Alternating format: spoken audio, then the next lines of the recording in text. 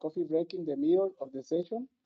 Tomorrow we have 9 talks, also with a coffee break. The coffee break today starts at 11:40 a.m. and finishes at 12 p.m. We also have 3 keynote presentations by renowned worldwide speakers. Today, the first keynote will be given by Dr. Patricia Melin at 11 a.m., titled Hybrid Intelligence System Based on Neural Networks and Fuzzy Logic. The second keynote will be given by Dr. Oscar Castillo at 12 p.m., just after the coffee break, titled Optimization of Type 2 Fuzzy System and Future Trends for Type 3 Theory and Applications. Tomorrow, the keynote will be presented by Dr. Maria de Los Angeles Cosío León at 10:20 a.m., titled Artificial Intelligence Model Training Ecosystem Based on Blockchain to Enhance Safety in Clinical Applications. Throughout this seminar, you will hear from a distinguished lineup of speakers who will share their expertise findings and vision for the future. I encourage you all to engage in the discussions, ask questions, and connect with your fellow attendees. Together, we will contribute to a deeper understanding of how artificial intelligence and quantum computing can work hand in hand to solve complex problems and drive innovations. Thank you for joining us, and I look forward to the exciting presentation and fruitful discussions ahead. Let's begin this journey into the future of artificial intelligence and quantum computing. I'm pleased to announce our first talk of the day, presented by Dr. Kenia Picos. Thank you.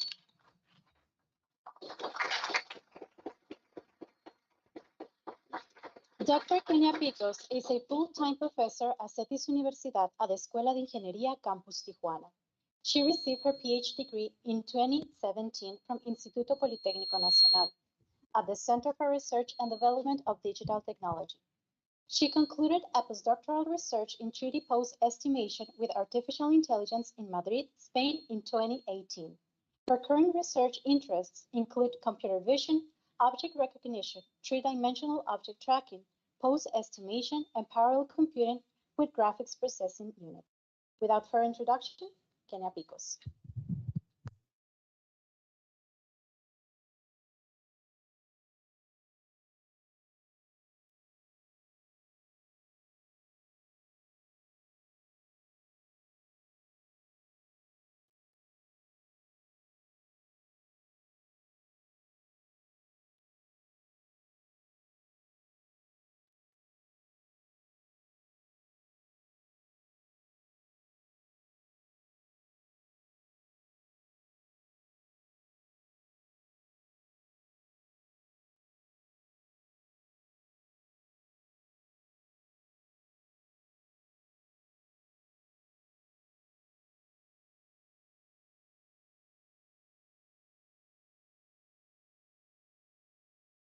About agricultural in the production in the country. Our proposed method for cucumber inspection as shape classification, color and size measurements, and volumetric inspection. Then our current results, and finally our conclusions. So for introduction, we all know that agricultural industry exports a large amount of fruit and vegetables in the country. Some processes commonly carried out manually, and in this country, some industries carry semi-automatically, but entails a considerable duration in production and the risk of not meeting quality specification. So in this work, we propose a design of an efficient system that is capable of automatically selecting and validating agricultural produce in a more controlled manner. In this picture, we show a sample of input images. The images are captured on site by an industrial camera at the top of a conveyor belt where the cucumber is transported. In this research, we focus on the automatic inspection of cucumber using computer vision techniques for shape, size and color, and volume inspection.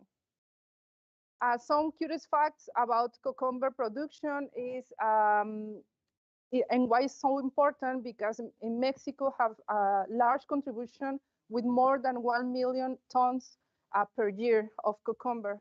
Mexico was ranked in 2022 top 5 I think, number 4 in the world of cucumber production and number 1 in Latin America.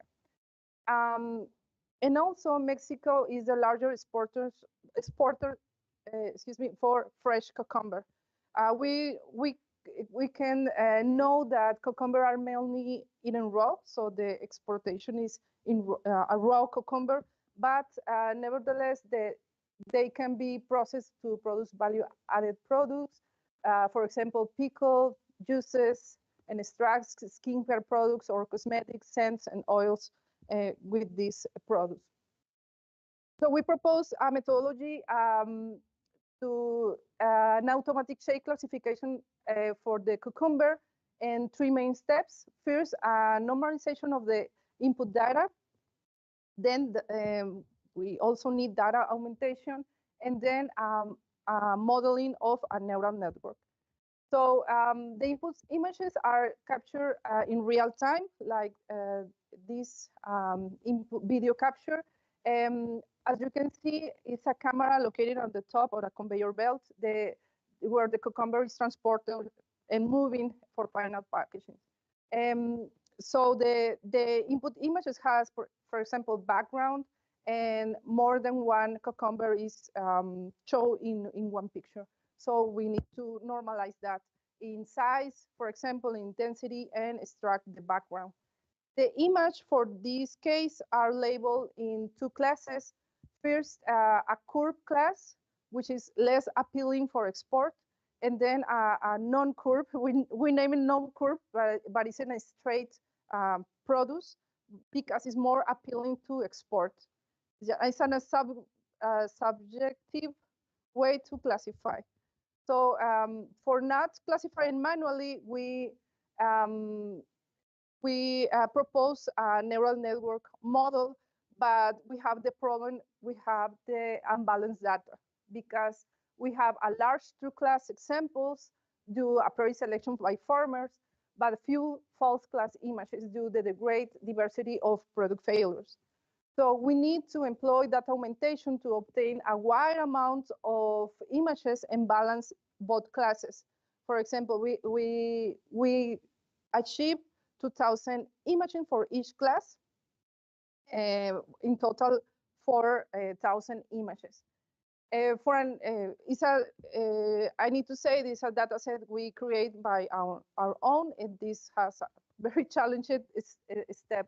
So for an original image, for example, marked in pink, for both classes, non-curve and curve, we randomly implement different image operations.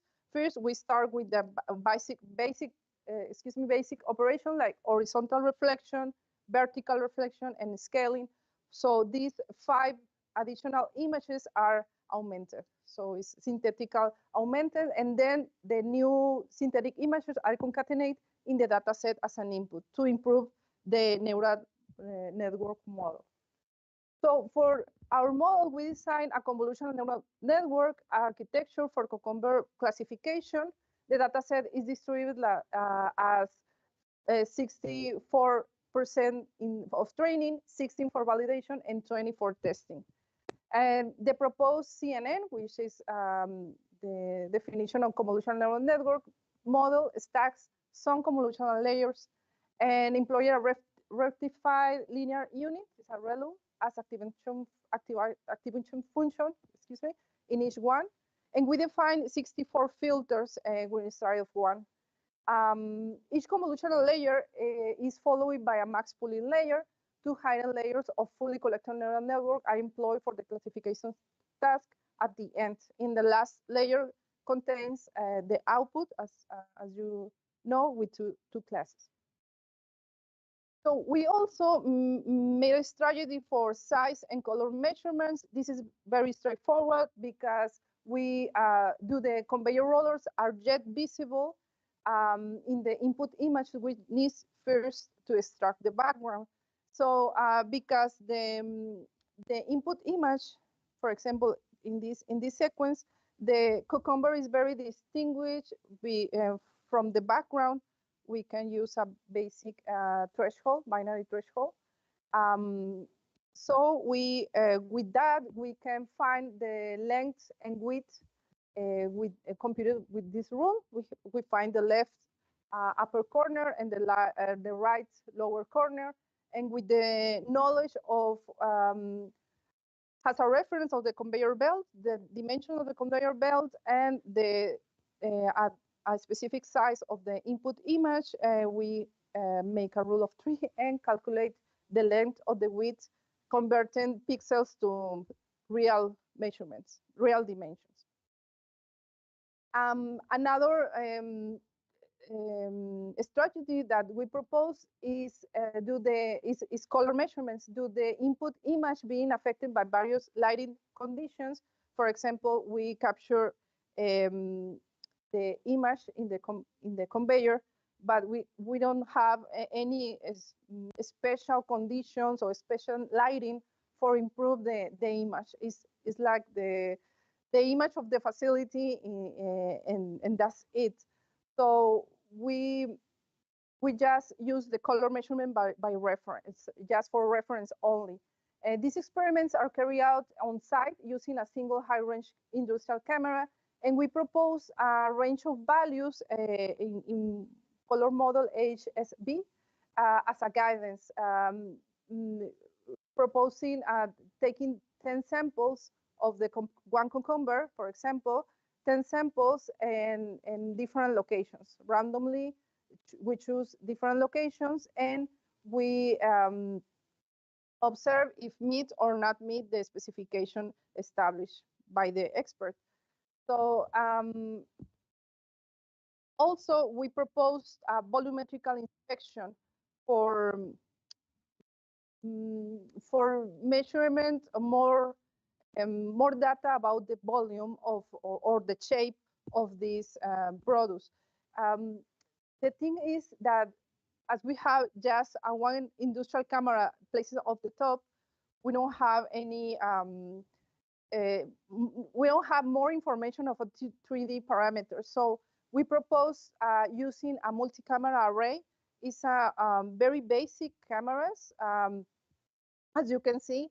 But with this multi view of different angles of the cucumber, we can reconstruct, make a reconstruction, a 3D reconstruction of the cucumber with a product which is moving in a conveyor belt. So with this reconstruction processing, we generate an output point cloud. In this data, we have 3D coordinates and our RGB color channels, and in a 3D model, digital model, is a PLY format.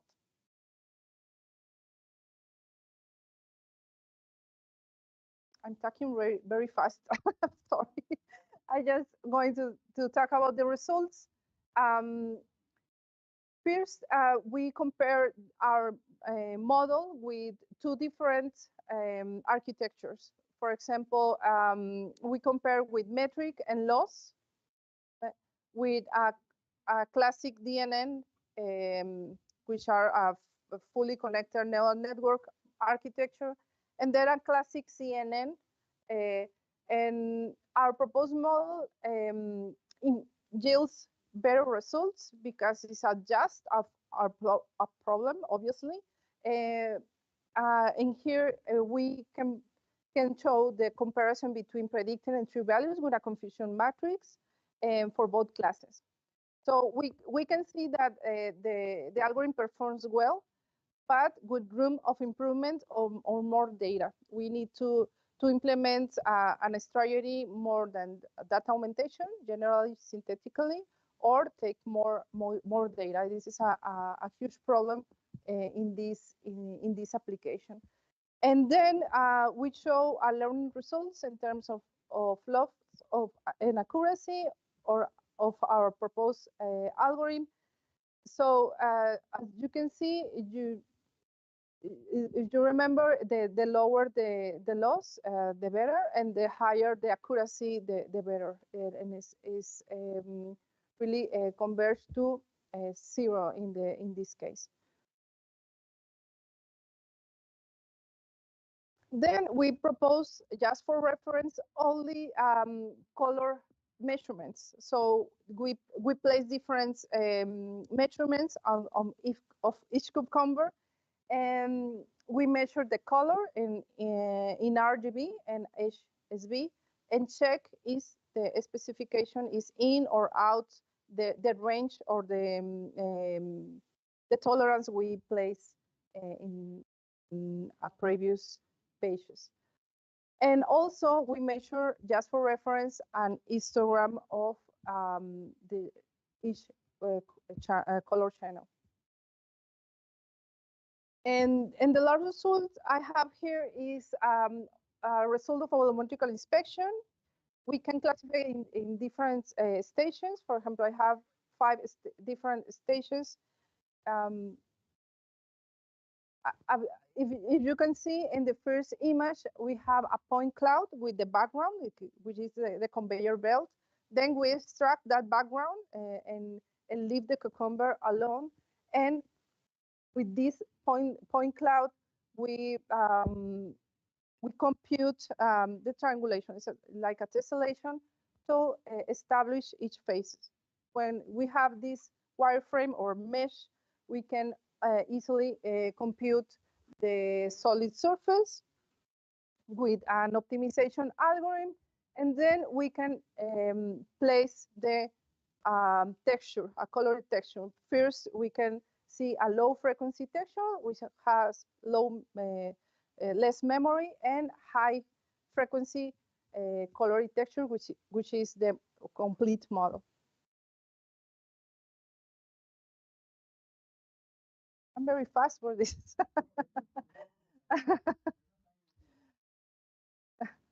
Yes, I'm going to leave you time for coffee. Okay, for conclusions, we can see an automated cucumber inspection algorithm is proposed in terms of shape, volume, size, and color to detect defects with artificial vision.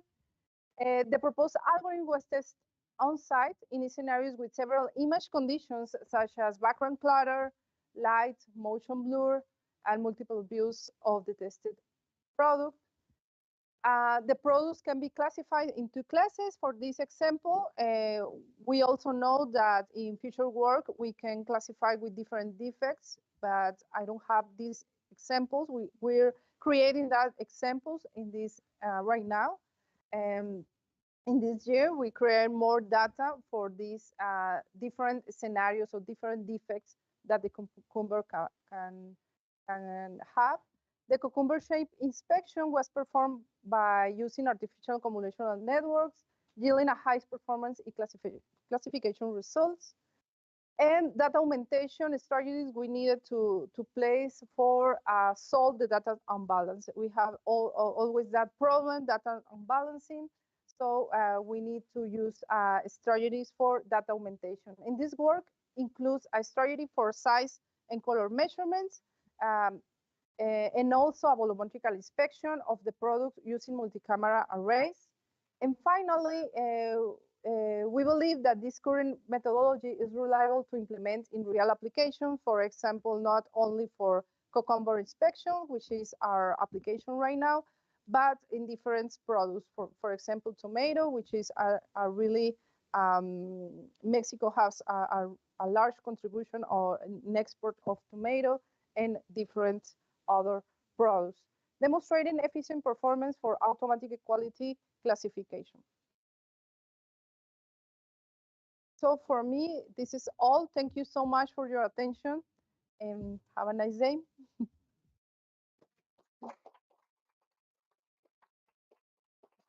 Thank you, Dr. Kenny, for sharing with us this interesting project and results. And now we have time for some questions, please.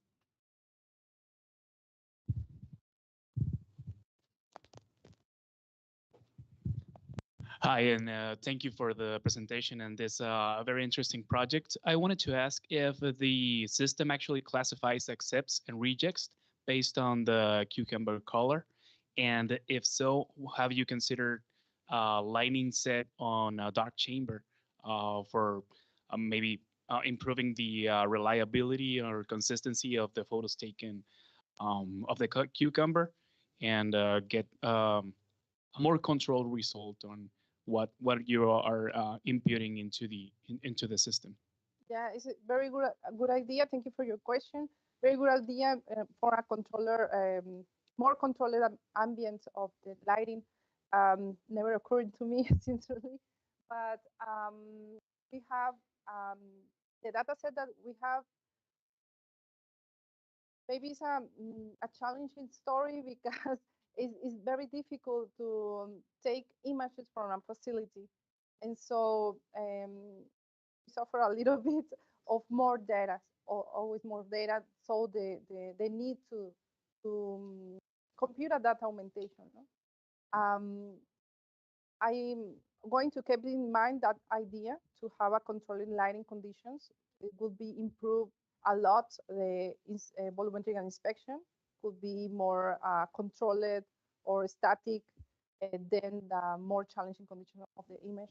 And I'm going to keep that in mind. Thank you. Yes, of course. Question, please.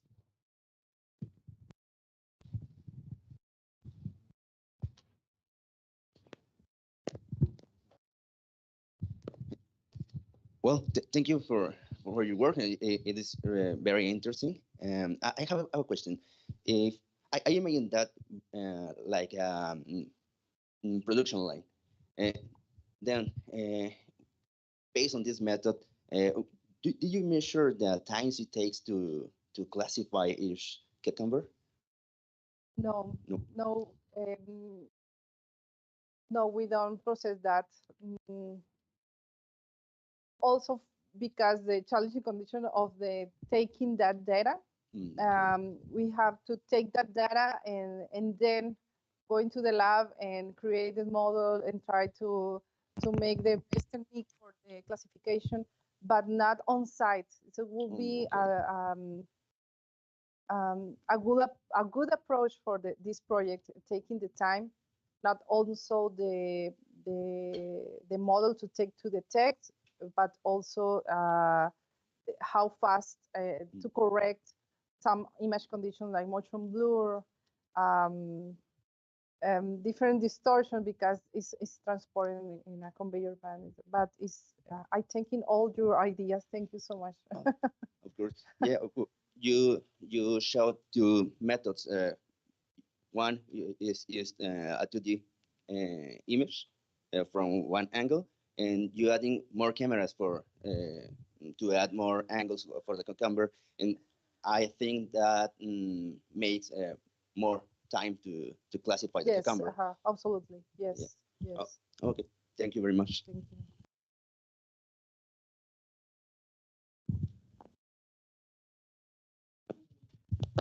Thank you very much for the presentation. My question is actually a follow-up question to what he asked. Do you think that, I understand that this would actually be in a real-time implementation, right? And there would be quite different environmental factors that will be affecting the condition of the cameras. Do you think that there might be some algorithms that can be implemented probably in the capturing of the images that could improve the capturing of the images so that the algorithm could classify the images correctly? I mean, so in terms of the camera right now, do you think that there might be some algorithms that would be implemented in such a way that it would improve the images that would be captured? Yes, absolutely. Have some strategies. I don't remember the name of the algorithms, but has some strategies like take not frame by frame, the first 10 frames, and then capture again, just for get more time for the processing. The other thing is some algorithms to correct the distortion of the image, the input image, like motion blur. Try to correct that, because it's a huge problem, because it's not only is transported in a logic it's not a horizontal displacement. It's also the conveyor rollers can make vibration of the produce and jump a little bit, and this causes different image distortion. So this is could be implemented in different strategies. For example, for the image and the camera, the capture of the camera. Sí.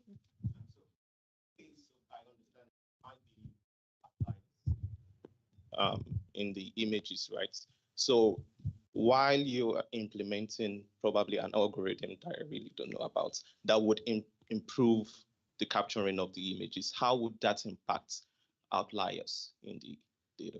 We need to make tests for that, because maybe to correct some features of the input images, we lost some features also. So we need to test that, but it's would be great to implement some strategies in the beginning, in the input image.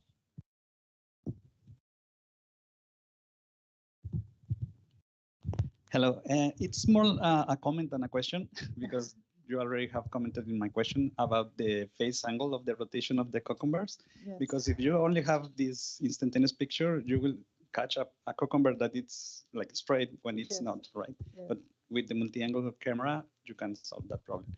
But my comment is like, we have a similar problem with astrophysics. You might think cucumbers and astrophysics. Well, we have elliptical galaxies, right? And we want to classify them according to the semi-major axis, right? We cannot turn the galaxies, but we have like velocity dispersions of the stars. And well, I thought about that with your project. Thank you. Thank you. Very interesting. Thank you. We have a question on Teams platform. Yes. Good morning, Dr. Kenya. Can you hear me? Yes, we do. Yes, we do. Thank you. Just wanted to ask you real quick about the challenges that you face when generating the data set. And based on the results that you presented here, what other considerations would you make to consider other scenarios for the facilities? Because I understand it's very difficult to generate a data set.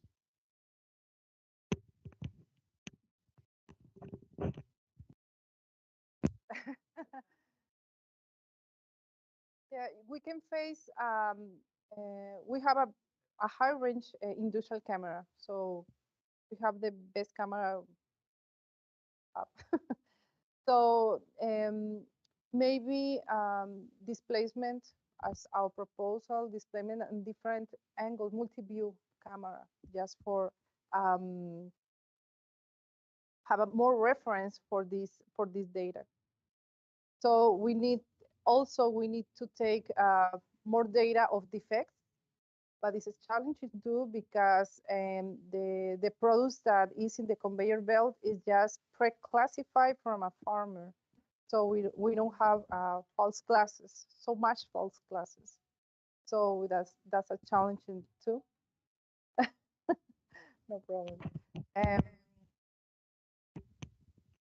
We can take more data.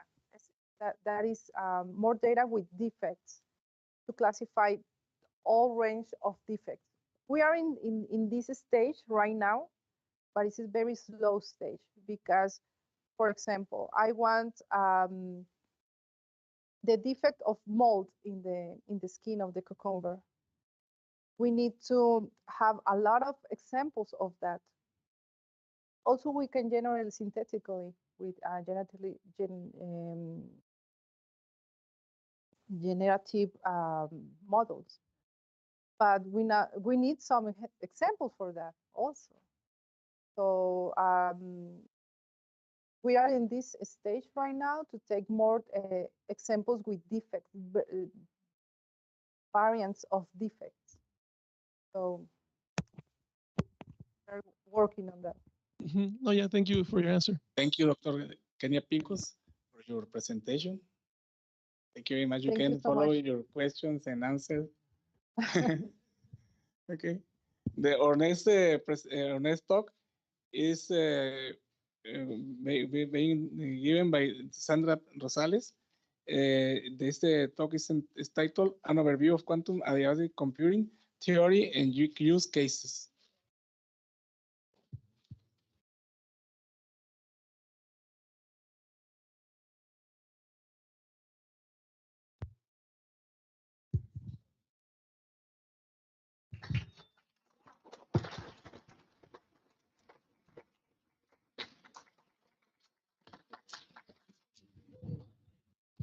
Sandra Rosales is our next speaker. She holds a master's degree in computer science from the Universidad Autónoma de Querétaro. Currently, she is pursuing a PhD degree at the Center for Research and Development of Digital Technology of the Instituto Politécnico Nacional. Her research focuses on developing algorithms that optimize the use of both classical and quantum hardware resources. She analyzes various algorithmic designs aimed to solving specific problems, executes these algorithms, evaluates their performance, and subsequently develops improved versions. Her ultimate goal is to create a quantum algorithm that fully leverages the unique capabilities of quantum technology. I give the word to Sandra Rosales.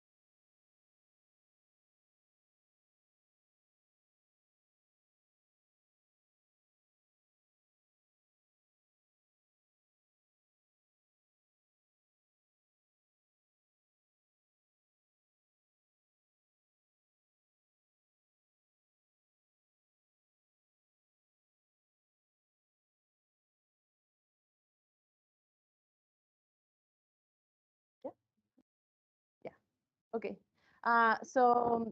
Exist different kind of quantum hardware right now.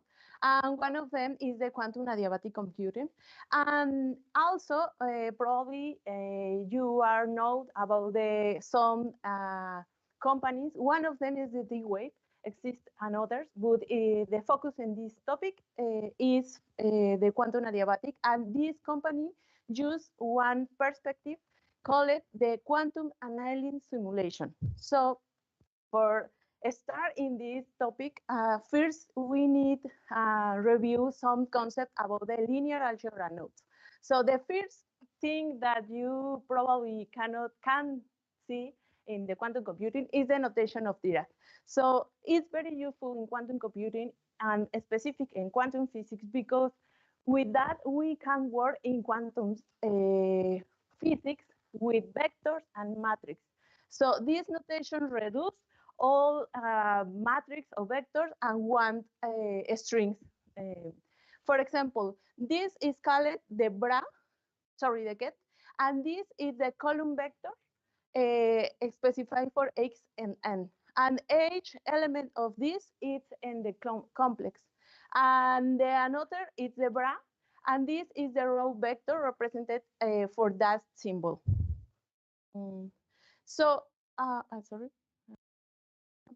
So there are different kind of operation what we need for the quantum computing. One of them is tensor product, and we always remember that this is a vector. So not only in the tensor product, it's possible this operation. Also, we can apply with the matrix. And this is the symbol for that tensor product, also call it product chronicle.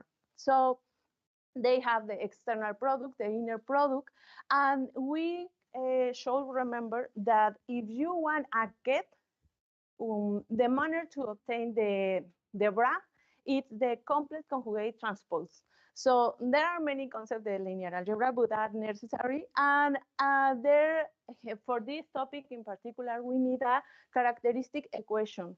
So because when you work with the equation Schrödinger, you can obtain the eigenvector and eigenvalue. And this is the meaning of the quantum state in quantum physics. So let's with the concept about the quantum computing. So for work in quantum computing, we need a unit of information, and the unit of information is the qubit. This is remember data vector. So this is the qubit 0 and the qubit 1. And this is a vector 0, 1 and 1, 0. And we have a superposition. The superposition here, we can be thinking about the bill billiard in space, the table, and you probably thinking and push that bill billiard, and you have many probabilities the choke of the break with another bills board. But only when you push really, you can obtain that possibility or that point of the billboard. So the manner to representation that superposition in quantum physics is the superposition with a linear combination of the linear and the complex number. So every magnitude in the H mathematical representation of the combination linear is alpha sub 0, alpha sub 1. And this is the manner to represent that. One characteristic should be half, and this is the square of the magnitude, the sum of the square of the magnitude, the H, should be equal to 1. And also, we have some examples. One of them is the state positive and the state negative. And this fulfills with that characteristic, the sum square of the probabilities is equal to 1. So, well, in classic computing also have a bit or n bits. Here we can also work with n qubits, and the manner is also remember to with the notation get, and this is 2 power n size of the vector.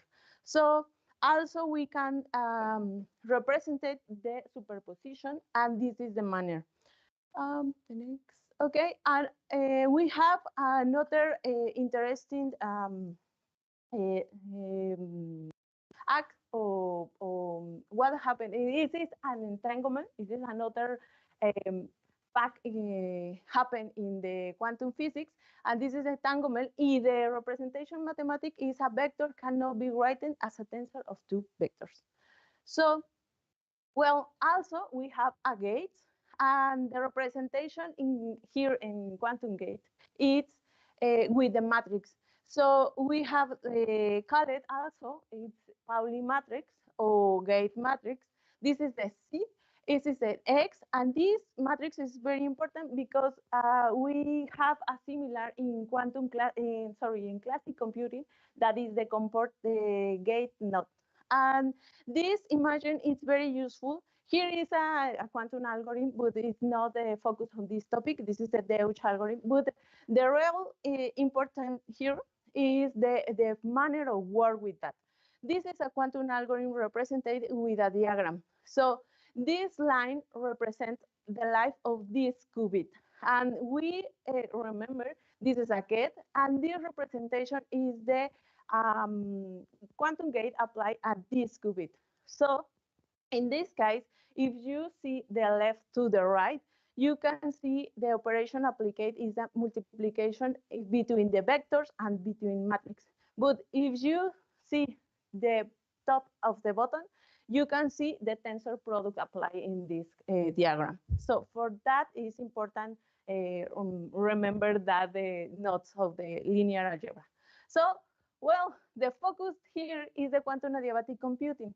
Well, the fundamental of this idea is based in one system, one quantum system that is represented his evolution or his evolve according to the equation Schrödinger. And the equation Schrödinger has an uncertainty, call it the uncertainty Heisenberg. And this tells us if you have the position, you cannot obtain the moment. If you have the moment, you cannot obtain the position. So the adiabatic theorem tells us, focus in this Hamiltonian, and if you take this Hamiltonian, you probably obtain that system in the ground system of the quantum system. What is this important? Because the ground system in the quantum physics is the more stable system in the old system. So in the quantum system, if we obtain that ground state in our problem, in particular in the equation Schrödinger, we can obtain the solution of this equation. Well, the adiabatic theorem tells us if you have enough large time, you can obtain that ground state. So we need to define this ground state dependent of the time. And also we needed to define the initial Hamiltonian, the final Hamiltonian, because your time is like open a window inside of the time. It's like a zoom between the time. It's very abstract, but it's very interesting. So we need to define the time. We need to find initial Hamiltonian and final Hamiltonian. And this sum we given us the result of our problem. So how transform this and one algorithm? Well, first we need an initial state of qubits. And this is the in the diagram, if you remember, we have in the start qubit 0 and qubit 1, and this is the state of qubits, okay? But the characteristic in this moment is that the ground state of the Hamiltonian initial, the initial Hamiltonian. So we need start with an initial Hamiltonian, and it transforms into a final Hamiltonian. The interpolation Hamiltonian connects the initial with the final Hamiltonian. If the total over which the computation is complete, we can obtain the result, okay? So, in what kind of problem we can apply this focus? Well, we can apply in different problems, but one of the first applied is the satisfiability problem. And the satisfiability problem is a problem in science computing very important because it's classified in MP. That is the mean not exists an algorithm that can resolve the generality of that problem in polynomial time. So it's good focus for quantum computing because it's not an algorithm in the classic computing. So the idea of the satisfiability problem is you have many, and in this case, many clauses, and each clause have any bits. In particular, it is 3, 3, and 3, and each variables are Boolean variables.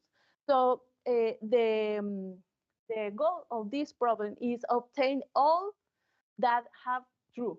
So how transform this and this equation?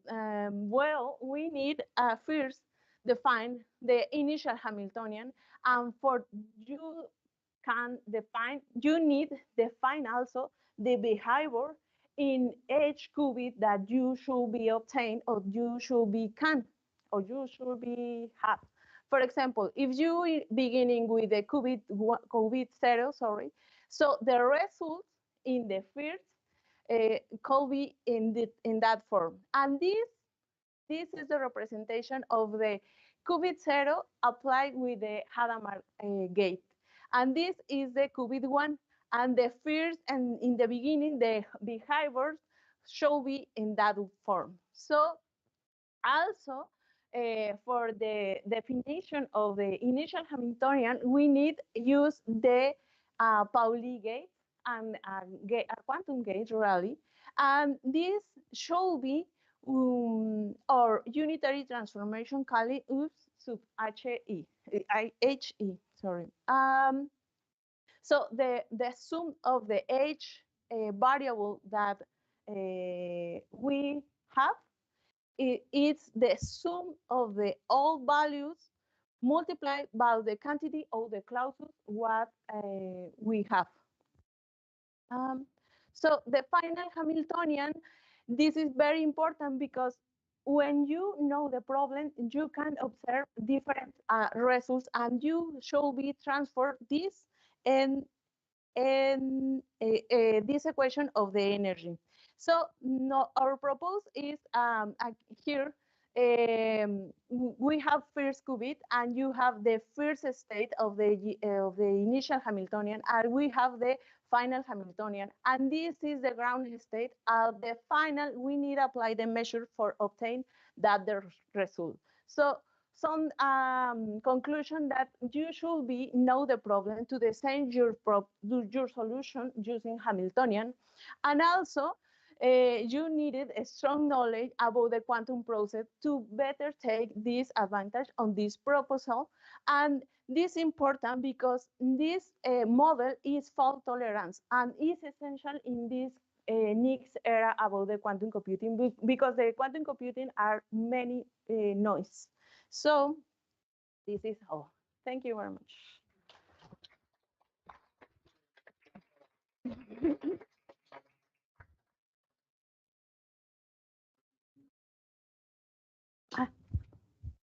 Thank you, Mr.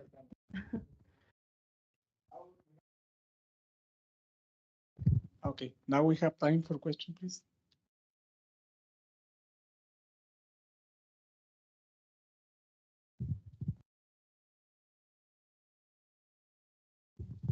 Thank you very much for the presentation.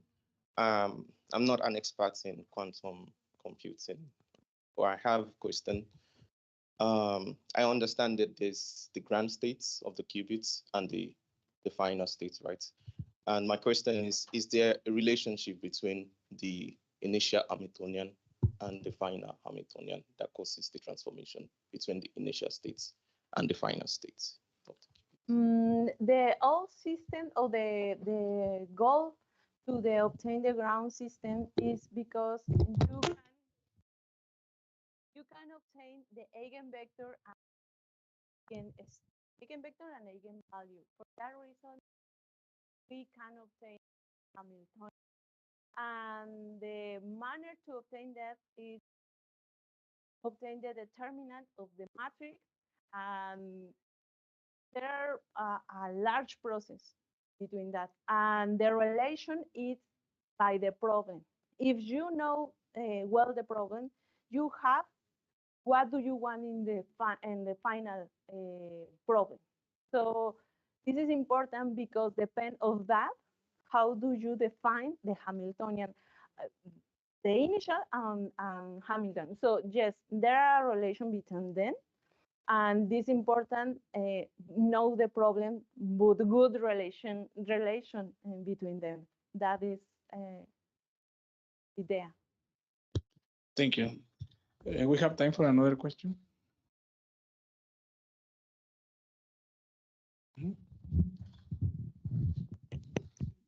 Yeah, I have a question. Can you hear me? Thanks for your talk. So my question is, in the final slide, you put in your algorithm the just a qubit. But what happened when you put a developed state? My question is, for example, in a developed state, there is entanglement. And entanglement, and if you analyze the on a physical point of view, the entanglement is not constant. There is like a evolution of the entanglement, and there is a phenomena that the coherence. So I don't know if your model can describe how the entanglement destroy, because it's not constant. There is a window of time that you can make the quantum calculus. So that is my question. Okay, thank you for listening. Thank you for your question. The entanglement is a different process here. Here, first, we try and put in superposition. That means you can the same probability that obtain that values. So in this diagram, on the diagram that you mentioned, of the proposed of algorithm, it's only applied the Hamiltonian defines before for obtain the result that you want about the problem. So that is the idea. Thank you. Thank you, Sandra. We have one more question in, no? Okay. By YouTube? By Teams? Okay. Hello, We can you hear me? question. Hello, can you hear me? Okay, I have a question, and it's about the optimization of efficiency, and how can a quantum circuit be optimized to reduce circuit depth or number of gates? Well, this topic it's about it's not meant for the optimization in that moment, but it's a good focus. Actually, the, the the author for this proposed the quantum adiabatic computing 1 year after proposed the quantum optimized approximate algorithm. And this is the same the same author. So you can apply this an optimization because your problem translate the function energy. And this function energy only have two values, 0 or 1. So you know the minimizing is when you have 0 or near of 0, and you maximizing if you have 1 or near of 1. So in approximation, it's a good option to apply this manner to work the quantum adiabatic computing. But you needed a knowledge about the quantum physics for kind of apply better that perspective. Okay. I know. Thank you, Master Sandra, for your answer. Well, we finish with you. Okay, thank you for the invitation. Thank you very much. Okay, our next talk is titled Enhancing Natural Blood Pressure Detection Through Interval Type 2 Phase Classification Systems by Patricia Melin and Yvette Miramontes. Our presenter will be Yvette Miramontes.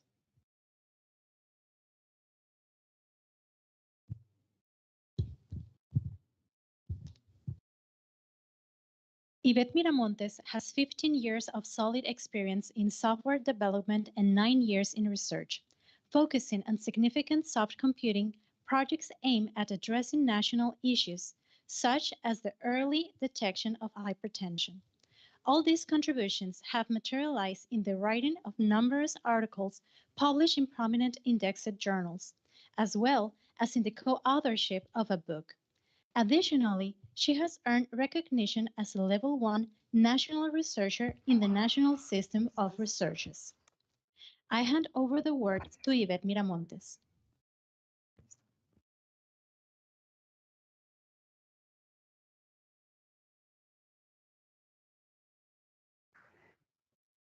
Good morning.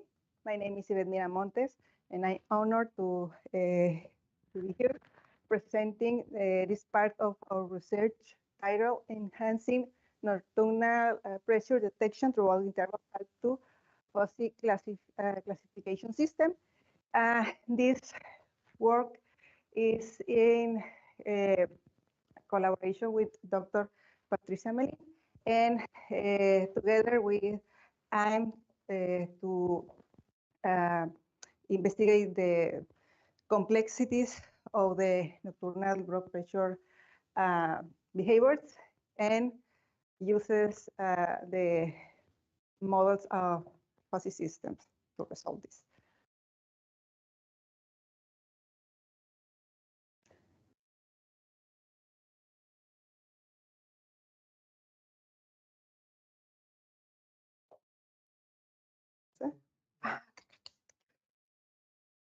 This is the agenda for today. I start with a brief introduction, and in this point, I explain the main goal. Next, we explain some key concepts for understanding this work. Next to the methodology, and we explain the design of the fuzzy model, following by the results, and finally the conclusion are presented to discuss us. Well, as introduction, in the digital era we live in, the volume of data are created in a minute is a big volume of data are created in a minute. We have a lot of statistical of this, and to manage this, we need tools for manage this this problem because some this information are unclear, imprecise, or incomplete. For difficulties, we have the interval, sorry, the fuzzy system, and when the these models can manage the uncertainty in the good form, but when this problem is more, when this, what is this? When the uncertainty is big, we turn to the interval type 2 system. One of the most promising areas for the implementation this type of fuzzy models is in medicine, where these systems are particularly useful in addressing diagnostic in complex diagnostic problems based on both clinical data and image for provide to the patient a comprehensive diagnosis.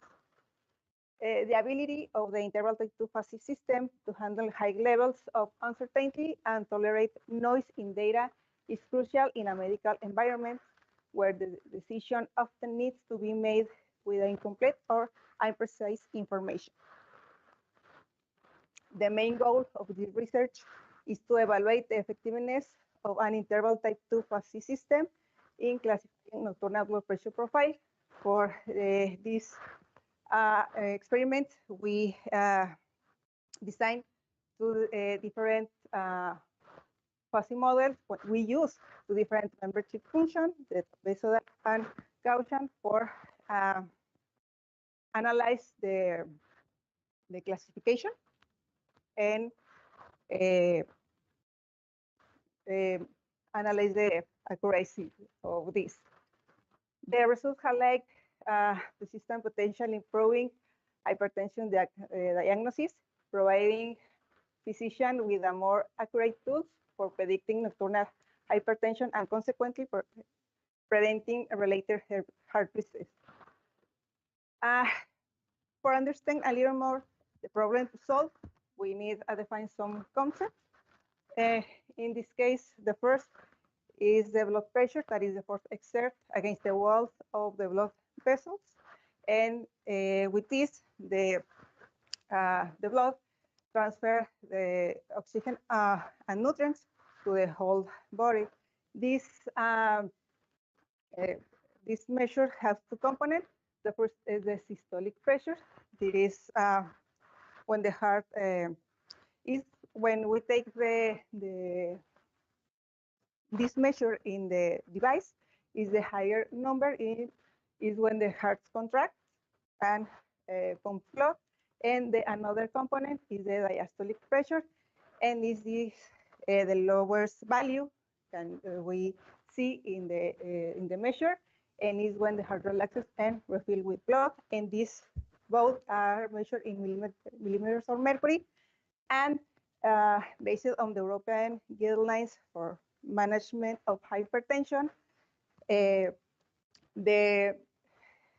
limits of normal blood pressure are below 129 mmHg in systolic pressure and 89 mmHg in diastolic pressure.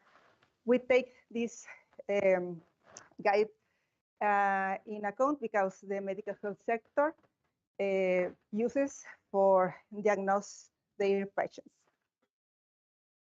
Another important concept is the hypertension, that is the sustained elevation of blood pressure against the normal limit, that is above 140 in systolic pressure and above 90 millimeters of mercury in diastolic pressure and what can cause this condition, but being obese and overweight, if the patient smokes, if don't do exercise, and another causes. And in this image, we can observe how the vessel is thickening and the blood is more difficult to pass, and this provokes that the heart pump harder. And this is the ambulatory blood pressure monitoring. With this device, we take the blood pressure in a 24-hour period. It's a consist of cuff, blood pressure cuff, connected in a monitor, and we record all lectures in an interval of time, every more or less 3 minutes a day and 15 minutes in the night. When the study is over, these records are transferred to the computer for analyze the behaviors. And this the nocturnal blood pressure profile. When we have in a sleep or in rest time, the normal to do in our body is the decrease of the blood pressure by 10 to 20% in the blood pressure. Is the normal pattern is named deeper profile. The another three is when some wrong in our body. The first is no deeper profile when the reduction is less than 10%. This might suggest for hypertension control and potential cardiovascular risk. Sprint deeper profile where blood pressure drops more than 20%, and riser profile when nighttime blood pressure exceeds diurnal limit, taking into account that the patient don't work in the night. And interval type 2 physiologic is considered an extension of type 1 physiologic, and we can see two membership function, allowing in phases. Well, as of the methodology, we have a complete model with provide full diagnosis for develop hypertension in a period of time. We consist information, have modular and monolithic neural networks and fuzzy classifiers, but in this time we analyze this part of the model that is the fuzzy system for classify the blood pressure, the nocturnal blood pressure profile. This is designed in this form. This has two inputs. The first is the systolic, the lectures of systolic pressure and the diastolic pressure. For do this, we take the lectures of day and night reads, we separate and take the average, divide these elements, and we take the quotient of these lectures and the input of this fuzzy model. And the universe of discourse of these inputs are the 0.4 to 1.3, and is granulated in, with 4 membership functions with linguistic variable low, normal, high, and very high. And the output have the same range, and but in this case have the names of the deepers profile names. Is extreme deeper, deeper, not deeper, and riser. Okay, which inspire us in medical research for take this range and this classification or this granulated in the fuzzy and in the membership functions. This is the another design of the FOSI system. In this case, is using the Gaussian membership function. Is the same range and the same granularity. And this is the surface of the model. We use four rules, the four basic rules, and we design for the expertise of the medical cardiologist. And the results, we experiment with 20 patients of our database. And this is the first table. This is results obtained by the interval type 2 FOSI model with trapezoidal membership functions. In this case, is the first part of the set. We have the average of the rates of day and night in systolic, diastolic pressure, and the last two columns are the output obtained by the FOSI model and the traduction of the profile for understand in what cause is. And this is another part of the set. The patient number 20 is highlighted in red because this is a wrong classification. In this case, the should be deeper. Riser.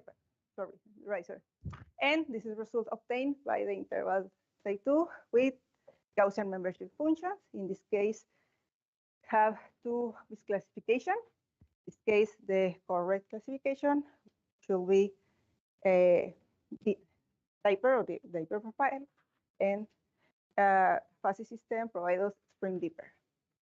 This is another part of the set.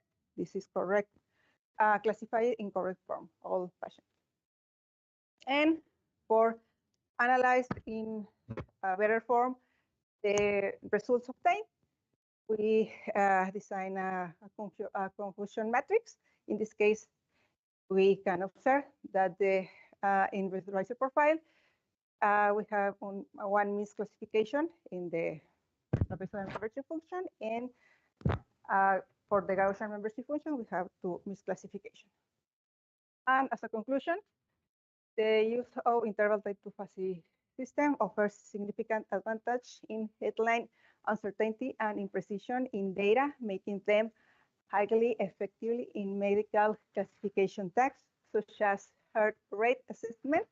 And the results of our study demonstrate that both of trapezoidal and Gaussian membership function provide very similar classification outcomes, with trapezoidal interval type 2 FOSI system achieving the best performance by producing only one incorrect classification, while Gaussian results in two misclassification. Some references, and thanks for your attention.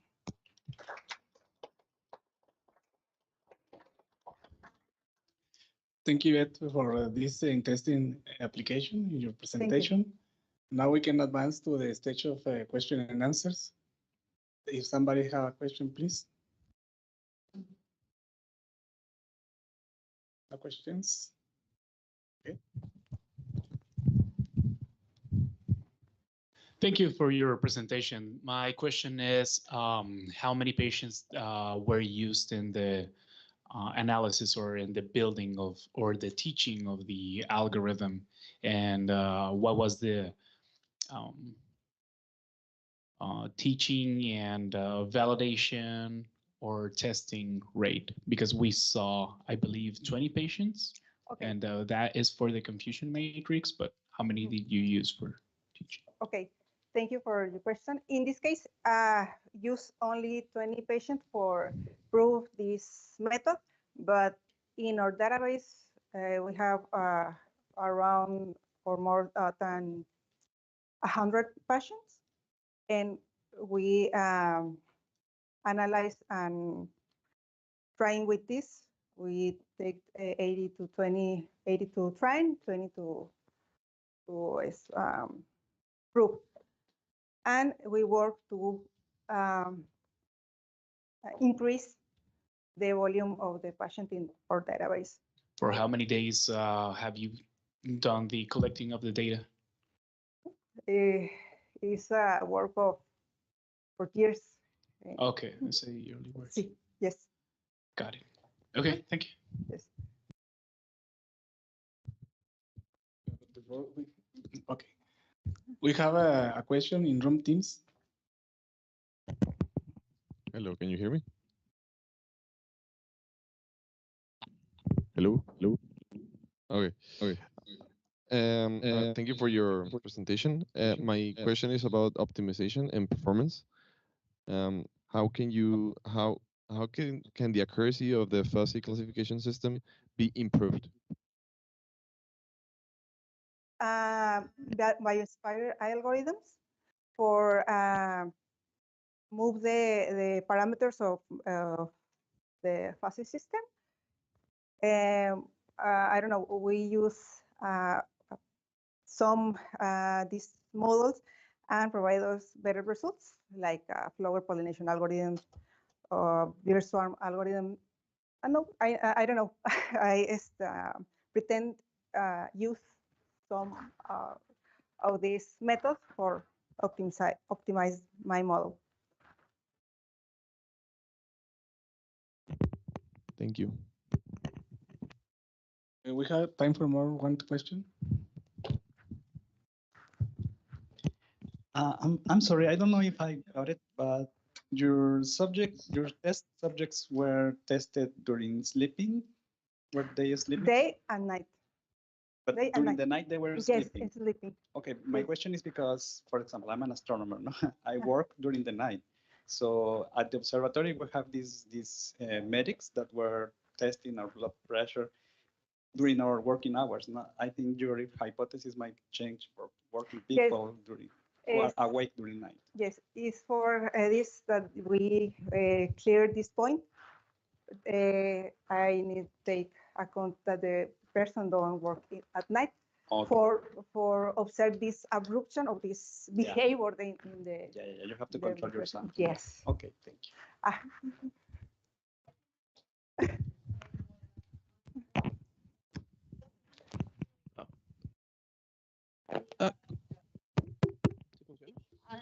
Hello? Question, what is the time you sleep and what is the time you work?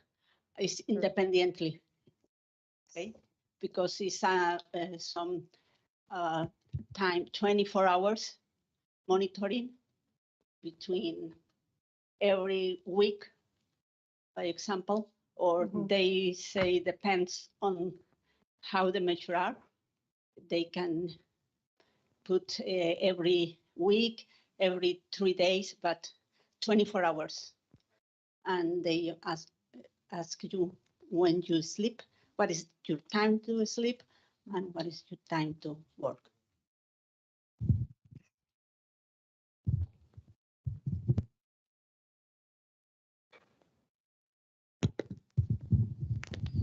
Hello? Thank you once again, Ed. Thank you for your presentation very much. Thank you all for your attention.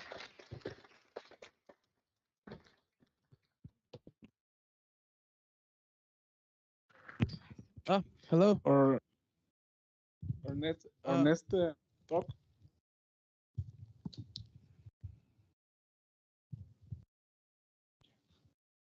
is titled Analysis of Geographical Coordinates, Initialization Methods for Named Serial Localization Vehicles by Gabriela Rodriguez. This presentation is going to be online using Teams, okay?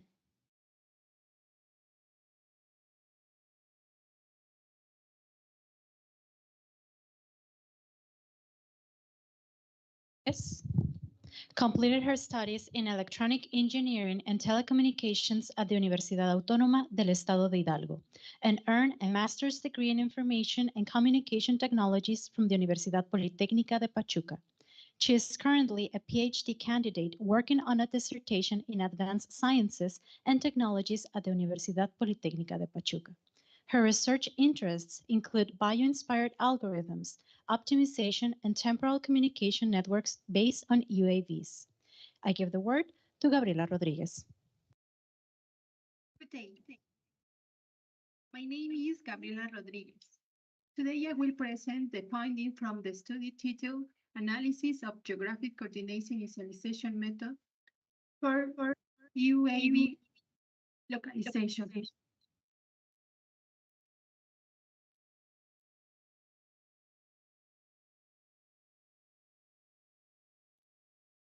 To begin, let's discuss the importance of UAV in disaster scenarios. The precise localization, the UAV, is a critical challenge in search and rescue mission and communication emergency. This study examines the importance of initialization methods in the UAV localization problem, which directly impacts the performance of metaheuristic algorithms and their efficiency. Now, let's take a closer look at the algorithm used to tackle this problem. 1 plus 1 is an evolutionary strategy that generates offspring from one parent, interacting until it finds an optimal solution. It reveals a Watson mutation, which helps UAVs find the best position to ensure successful voice service. Well, in the 1 plus 1 ES algorithm, an individual solution include one sigma value, which defines the mutation step size, and the latitude and longitude coordinates for each UAV.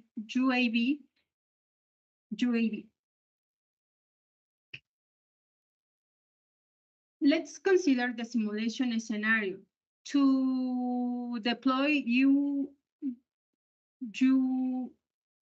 UAV in the optimal location for maximizing the probability of successful voice service, denoted PSVS. We used a simulation of a disaster-stricken area. The affected area is square-shaped with a specific geographic bounds and denoted X min, X max for latitude, and Y min, Y max, and longitude. Now, let's explore the first initialization method. The classic random method selects UAV position randomly, meaning they can be location anywhere within the area without a specific criteria. This method is easy to implement and ensure an unbiased selection of location. It might lead to suboptimal solution since the positions are entirely random. UAVs may be place where no service are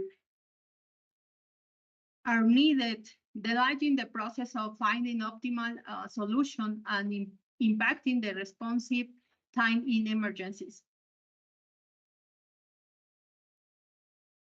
The second method, the random RMU method, improves upon this. This method selects UAV location based on where users are requesting service by focusing on areas with no demand. It offers a more efficient start to the algorithm. However, while in improvised computational efficient, it is still facing limitation in exploration. Since it's random, it may overlook other areas of potential, leading to a slower convergence toward the best solutions. Finally, let's look the most promising approach, the density RMU method. This method prioritizes areas with a high concentration, the user requesting service by focusing convergence speed, However, is successful is highly depend on accuracy in the initial data. If user request data is complete inaccurate, UAV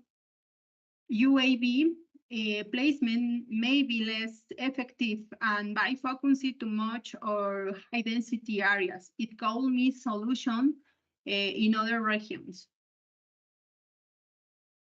The parameters used in our experiment, the table show the algorithm parameters and network setting, and used in the simulation. Each experiment applies a different initialization method. We set the maximum number of generation to 500 and prior test to ensure consistent comparison. Now, let's discuss the result obtained from the simulation. As can you see in the figure and table, the result from the different methods are quite similar. These suggest the igual initialization method though affect the early stage of the algorithm. They don't drastically influence the overall solution share process. For example, the classic random method converges prematurely, limiting exploration, while the density RMU method continue to share for better solution. Interestingly, the random RMU method struck a balance between exploration and exploitation, showing a stable performance. Here, the final result. Here are the final result of the experiment. These figures show the final UAV position for each initialization method. Although all methods found solutions, the classic random method produced the most dispersed results with a higher standard deviation compared to density RMU method. Overall, the density RMU method offered the best performance, producing more consistent solution and less variability, even the worst case scenarios.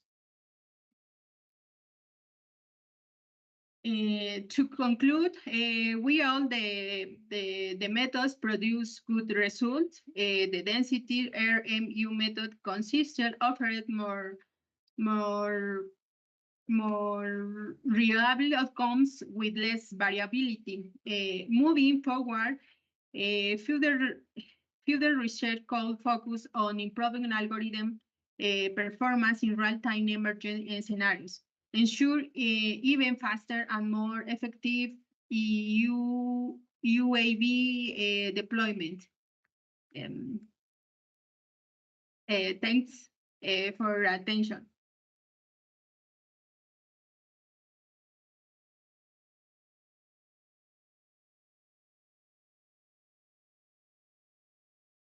Now it's time for the question and answers.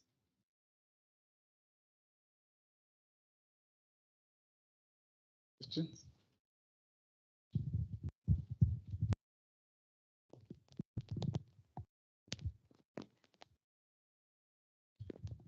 Gabriela, did you make experimental result with other similar approach, for example, with genetic algorithms? Yes.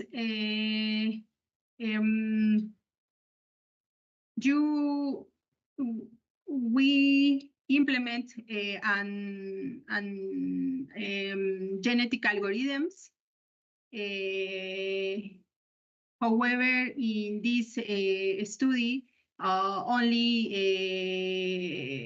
1+1 1 plus 1 is was applied in this comparison.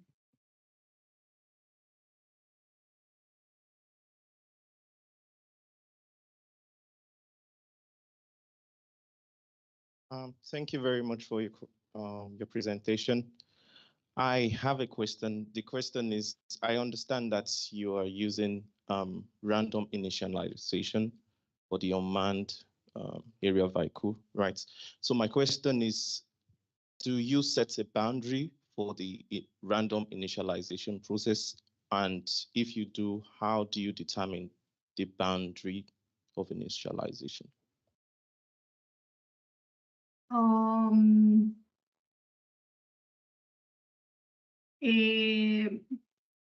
Boundary, the random initialization process in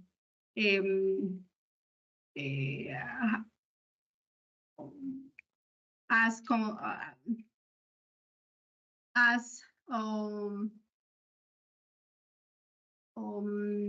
boundary in X max and X min and U max and min in the model, including in model proposed.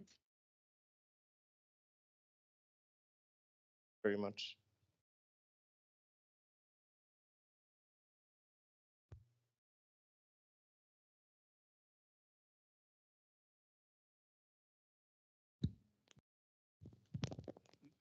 More questions?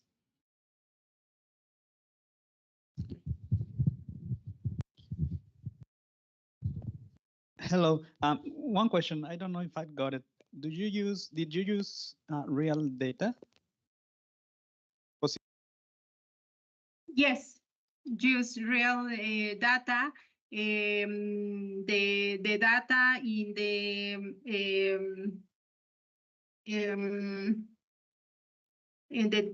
the Tula Hidalgo in 2021 geographic coordinates reals.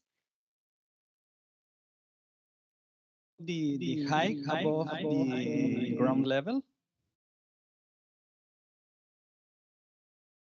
Yes.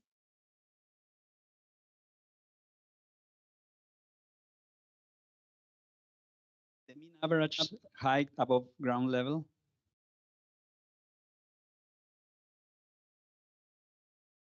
I don't hear.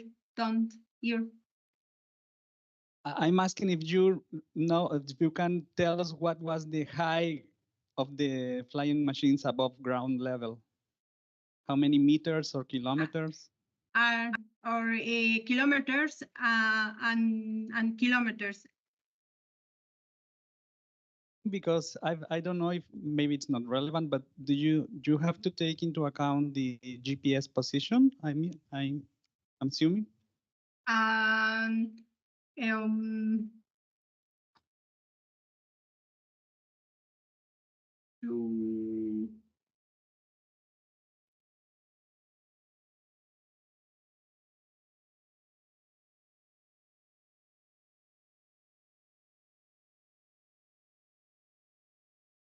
I think.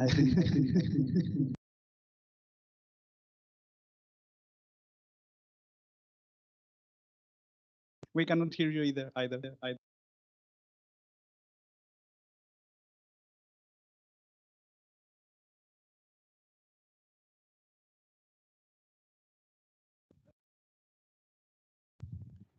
Thank you, Gabriela, for your presentation.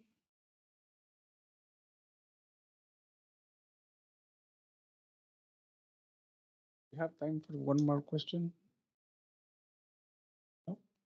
No. This question.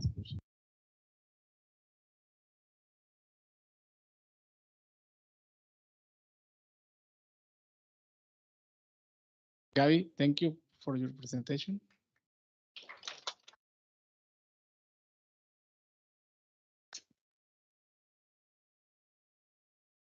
Okay.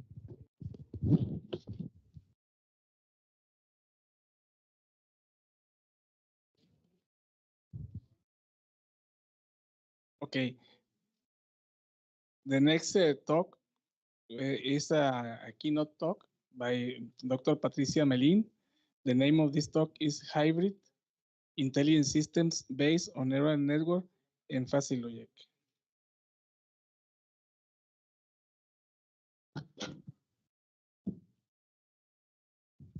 I'm pleased to introduce you our next speaker, Dr. Patricia Melin, who is a professor of computer science in the Graduate Division Tijuana Institute of Technology, Tijuana, Mexico, since 1998.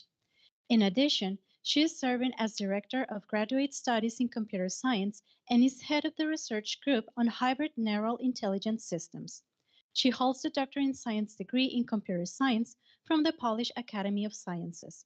Dr. Melin has published nearly 1,100 publications in index journals, book chapters, and conference proceedings, as well as nearly 50 books. And as a consequence of this, she has achieved more than 23,700 citations. In addition, she has been awarded the highly cited researcher recognition in the area of computer science in 2017 and 2018 by Clarivate Analytics Web of Sciences, because she is in the top 1% cited author in this area. Without further introduction, Patricia Melin.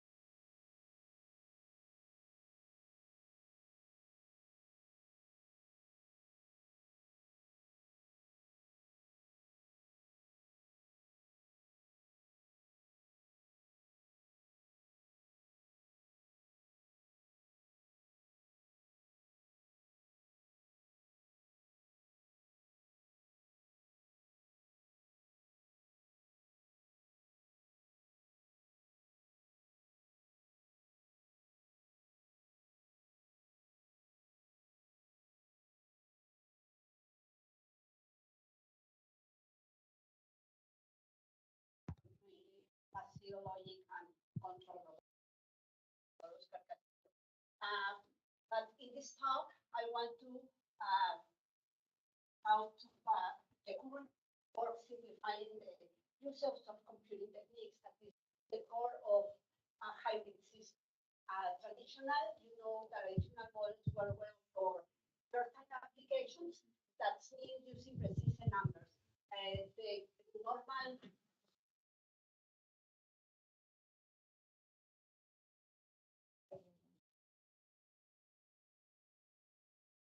Okay,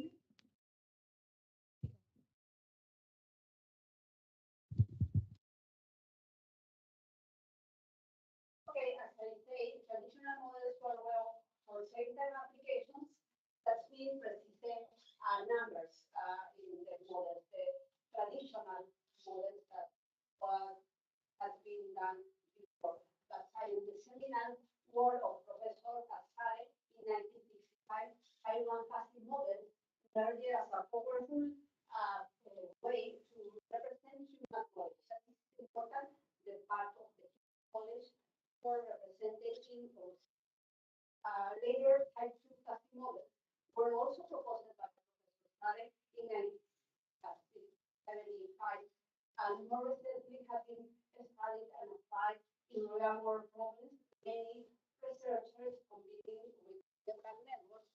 or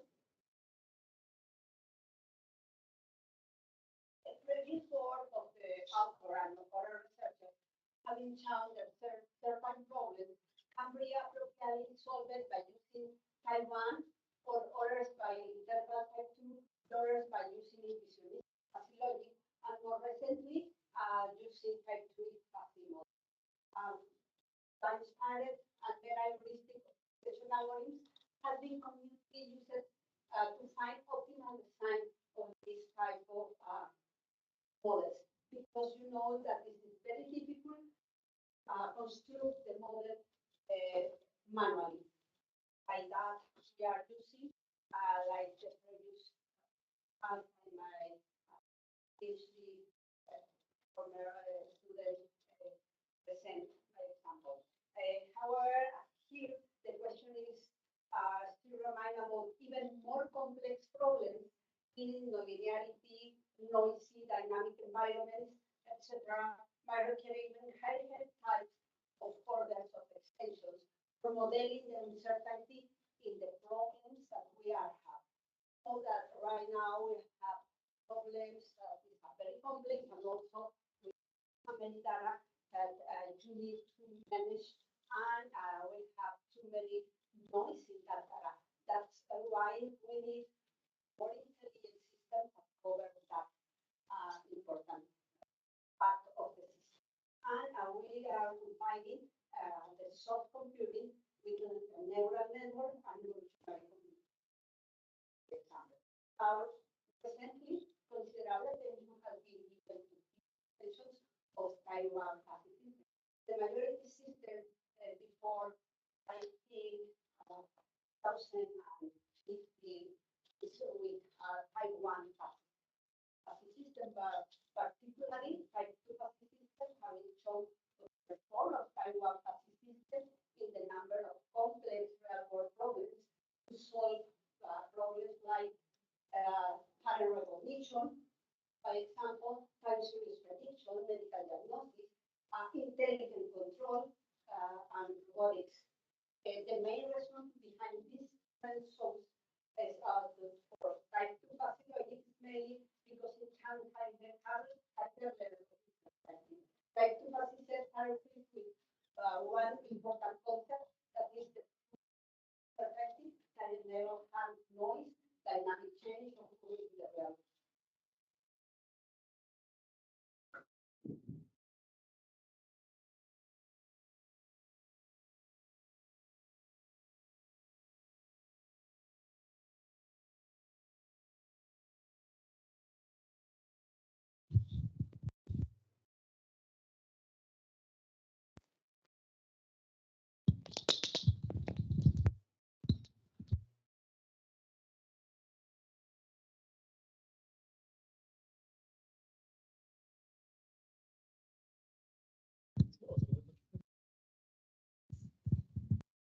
Ahí me ven mejor.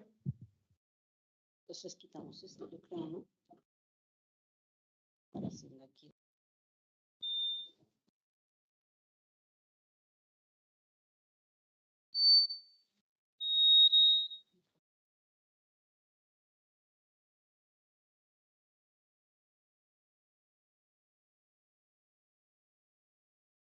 Okay. More recently, interval type 3 fuzzy systems have been receiving increasing attention for the importance to give more modeling for accuracy of our systems. In this, we have some examples for pattern recognition, challenging to do this complex and uncertainty involved in inherent decision-making process. By example, the proposal of hybrid architectures is based on modular neural networks for learning for large data sets. The combination of models as integration based on type 2 fuzzy rules is performed for modeling the involved decision-making process, as well as the inherent uncertainty in making the decision, and more recently with type 3 fuzzy system. But what is intelligence? You know that the intelligence is when we do not know what to do, By example, perform complex tasks, recognize complex patterns, learning for experience. And with this, we need a hybrid intelligence system that is one that combines at least two intelligent technologies. For example, combining neural network with fuzzy system is the hybrid neurofuzzy system that was the most of examples that we can have for the earliest stage of building hybrid intelligence system. The combination of probabilistic reasoning, fuzzy logic, neural networks, and evolutionary computation forms the core of soft computing. Here is the important part that we are using soft computing techniques to build a hybrid intelligence system. You know that you can have hybrid system with traditional techniques, but if you want really to have intelligence in your system, you need to use intelligent techniques. This means that you need to use soft computing techniques, for example. Another important thing is the architecture that you are using for forming your hybrid intelligence system. Here it is the most simple for types of hybrid architectures using soft computing techniques. You need to build this using, by example, in parallel way, but independent solutions. But another one can be a parallel using one soft computing technique, another soft computing technique, and the solution at the end, or the most simple one that is a sequential part that using one order.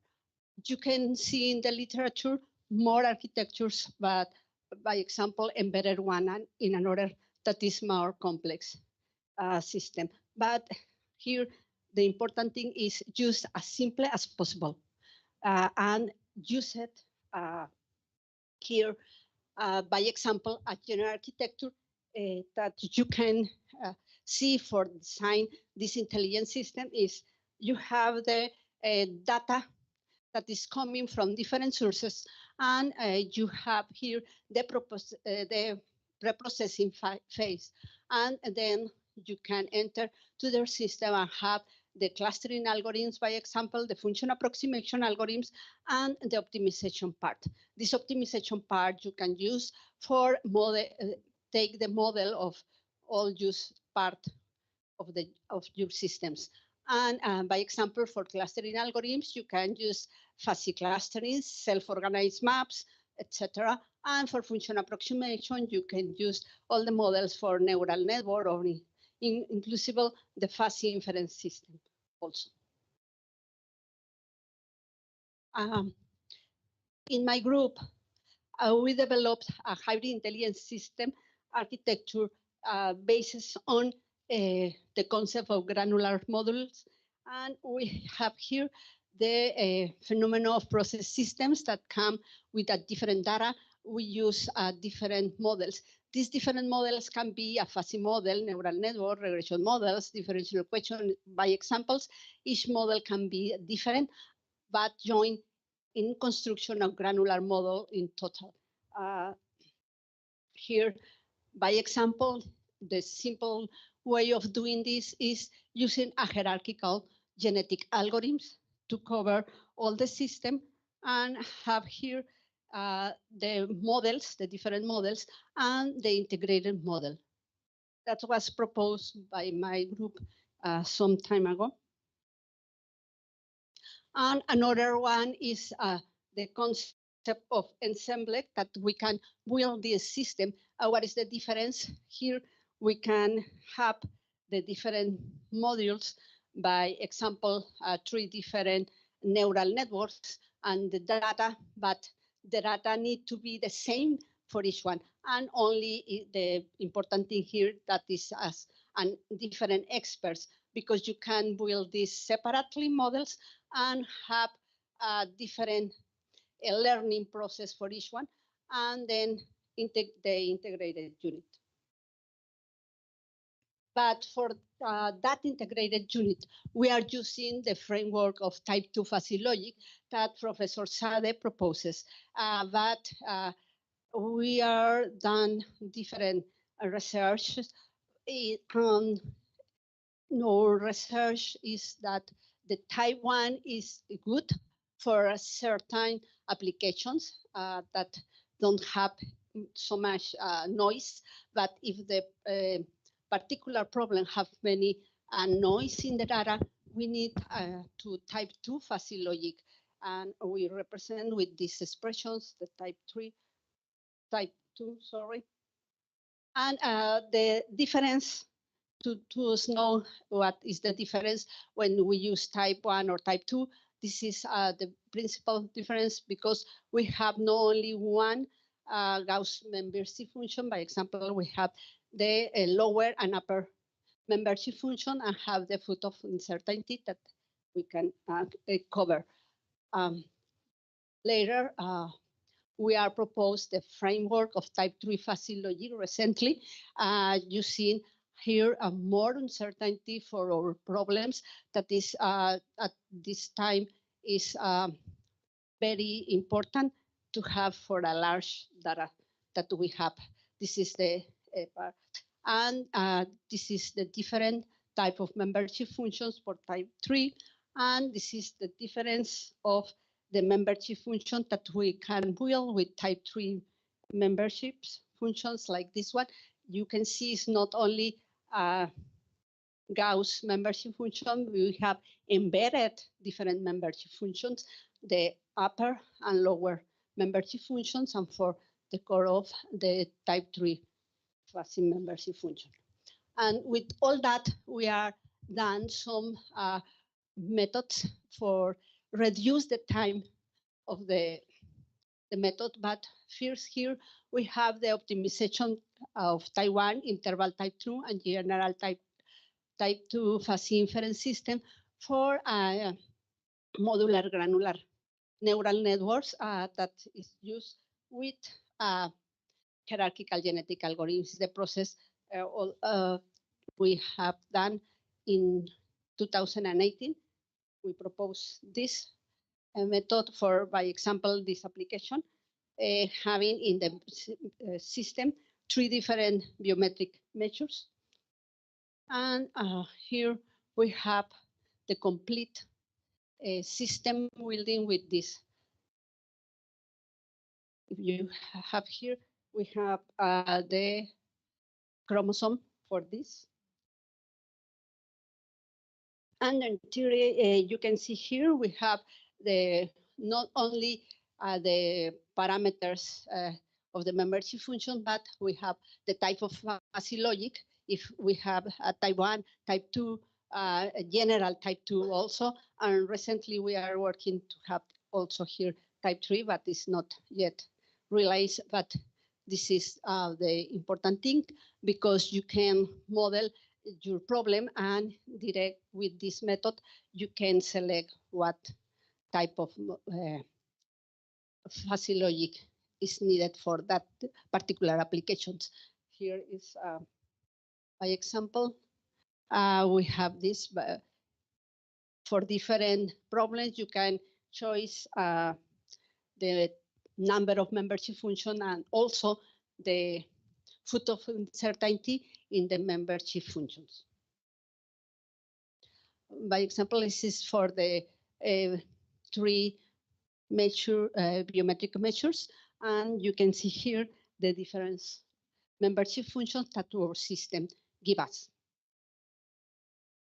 And in particular, this design was in 4 steps, building the system and also propose the fuzzy rules, automatic fuzzy rules for measure. And with that in mind, we are doing some research, by example, the research of with a group of cardiologists. We are working in different applications. By example, the system that will for classify of arrhythmia or construct the entire model that Yvette presents before. We work with cardiology to validate this system and to have a monitor for detecting the hypertension, and also if the person can have the risk of having a cardiovascular disease. And also one of other applications as from pattern recognition, we built the entire system, but using different parts that I will be explained briefly. I don't know how much time I have.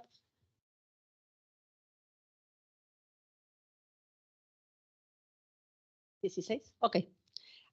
Here, I will present before the other applications some important things to build that systems, because you need that if you build manually and have all the membership functions, and for type 2, especially general type 2, we need to construct our models. But we propose in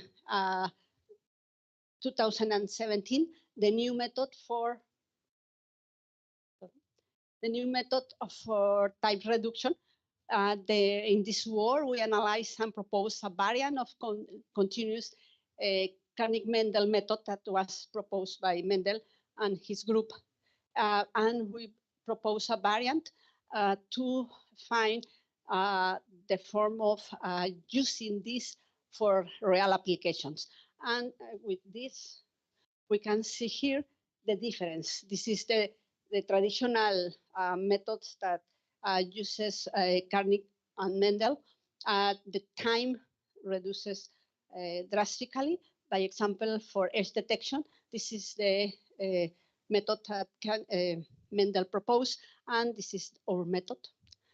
Here, the same method for control problem, by example. We have here our method, and this is the Mendel method.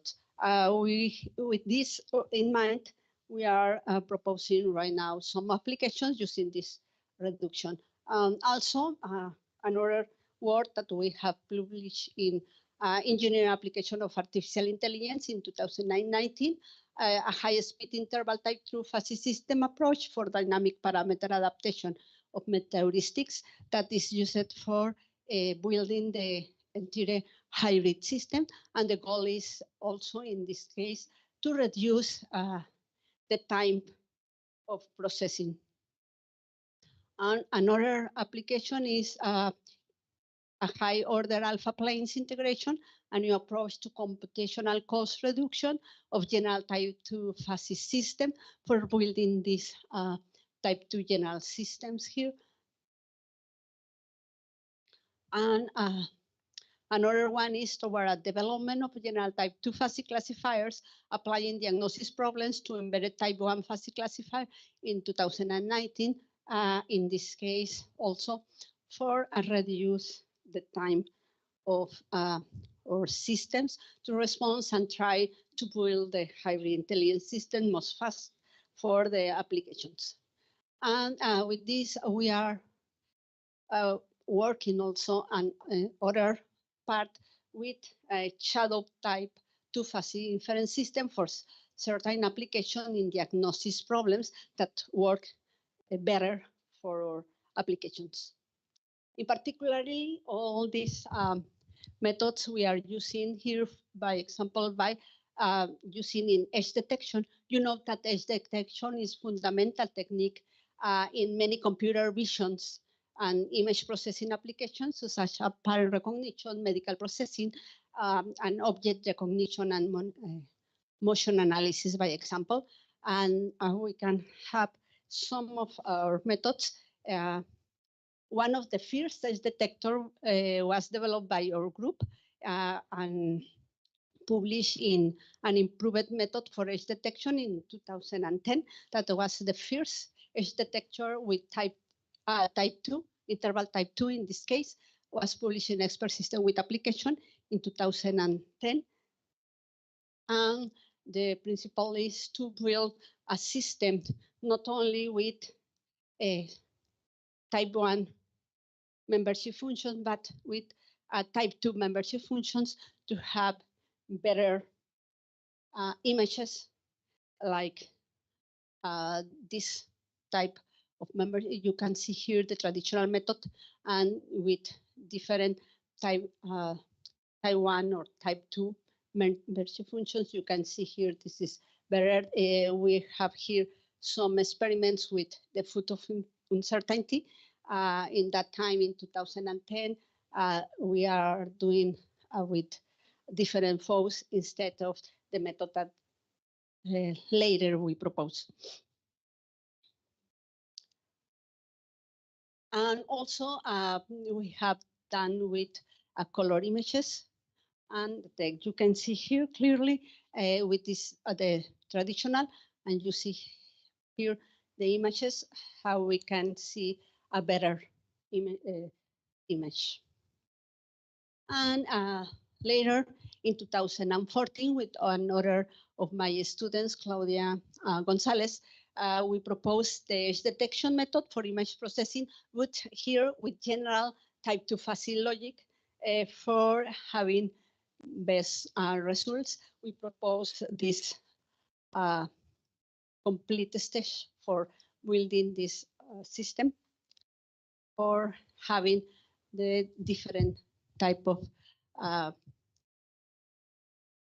images for processing after with some applications. By example, like this one. This is a particular application that we use with also the help of cardiologists.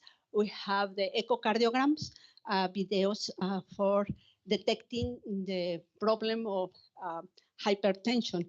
Here we use the preprocessing, the edge detector. By example, I think was the first edge detector that we use here. And with this, we have here the different images and detect, if you see here, the problem in the left ventricular of the heart for some patients. And we will this with all that techniques. Another one that we are develop right now is a new approach for classifying coronavirus based on its chest X-ray using texture features and neural networks. In this research, we are using also pre-processing part of the X-ray image and can classify the COVID-19 or pneumonia and other problems that can be in that images, and will enter a hybrid intelligence system using modular of convolutional neural networks and joined by a fuzzy integrated system. Another that we are working right now with some of our PhD students, Rodrigo, and my collaborator, Daniela Sanchez, is the research on classification of diabetic retinopathy, using also a modular of convolutional neural networks. And we are proposed right now a model in the convolutional neural network integrated with type 1 and type 2 inside of the convolutional model. And more recently, we are using the interval type 3 fuzzy aggregation for neural network for time series prediction, building the system with that. And also we are forecasting COVID-19 also with interval type 3 fuzzy logic and with the concept of fractal dimension here, by example with this. And also the design of type 3 fuzzy system and ensemble neural network for COVID time series prediction using a type 3 fuzzy logic. That is the entire system that was using with ensemble of neural networks. And more recently, the interval type 3 fuzzy engineering inference system designed for medical classification using a genetic algorithm. We are right now trying to build the system with type 3 models with genetic algorithms also. And for all this research, we are working on different toolboxes. By example, the interval general type 2 that is work done by all of group and different constructions for this toolbox. And also we are working right now in the toolbox of interval type 3 phases system, but it's not realized right now. We are using it directly only. And this is some of our work that has been done in published all our systems. By example, this book that I wrote with my collaborator, cardiology, German Prado, the new hybrid intelligence system for diagnosis and risk evaluation of arterial hypertension. The other one that is with Yvette Miramontes, natural inspired optimization of type 2 fuzzy neural hybrid models for classification in medical diagnosis. And this is the more recently, the interval type 3 fuzzy system theory and design that we read in 2022. And this is all in conclusion in this talk. The design of hybrid intelligence system with modular neural network, type 1 and type 3 fuzzy system was present in this application, and the application and experimental results show that use the hybrid intelligence system techniques developed for the outrun the group is good for certain applications. And that's all. This is one of my achievements. I received the outstanding application of fuzzy technology in 2021 in Bratislava, Slovakia, and the medal of anniversary from the Polish Academy of Science and the highly cited research. And thank you very much for your attention. I hope you can inspire it with my talk for building hybrid intelligence system with soft computing techniques. Thank you.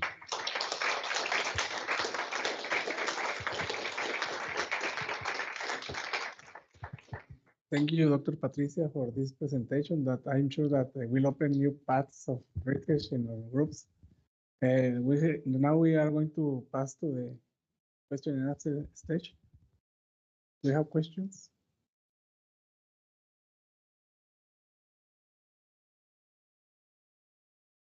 Okay, I have one question. Yes. My question is regarding the type 3 fuzzy system and the classification method. How you reduce the type?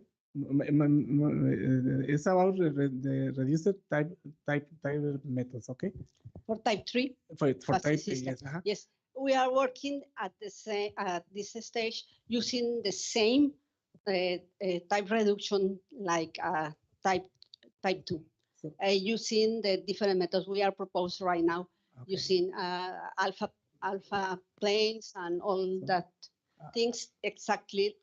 But if you see, you have more parameters. By example, in the time is consuming right now, because we are trying to do as I see you in type 2. We are working on different methods for reduce the time for doing that. But yes, I was taught into teams when you were explaining. First, I imagine that you reduce from type 3 to type 2, and then the classical methodology. And the other, I was thinking too that if you were you was using a kind of interval type 3 methodology. Yes. It's not general. It's interval. Okay. Right now, it's interval type. Okay. We are trying to go further, but we need to first using interval type 3 and reduce the time, and then go on. And how you envision that quantum computing can help in this kind of methods? I think it's a very interesting question, and I think it will be very interesting seeing using quantum computing. Okay, thank you very much. Okay, we have one question more. Yes.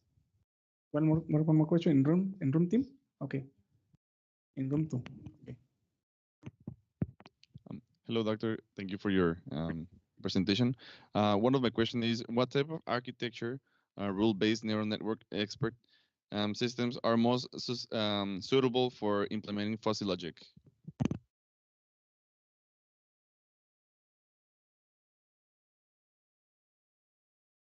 Can you repeat the question, please? Okay. Can you hear me? Hello? Hello, hello. Can you hear me?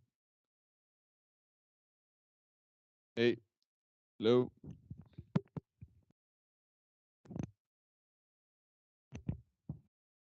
Hello, hello. Can you hear me? Yes, we can hear you. Okay, thank you. I'm sorry. Thank you for your presentation. What type of architecture, neural network expert system are most suitable for implementing fuzzy logic?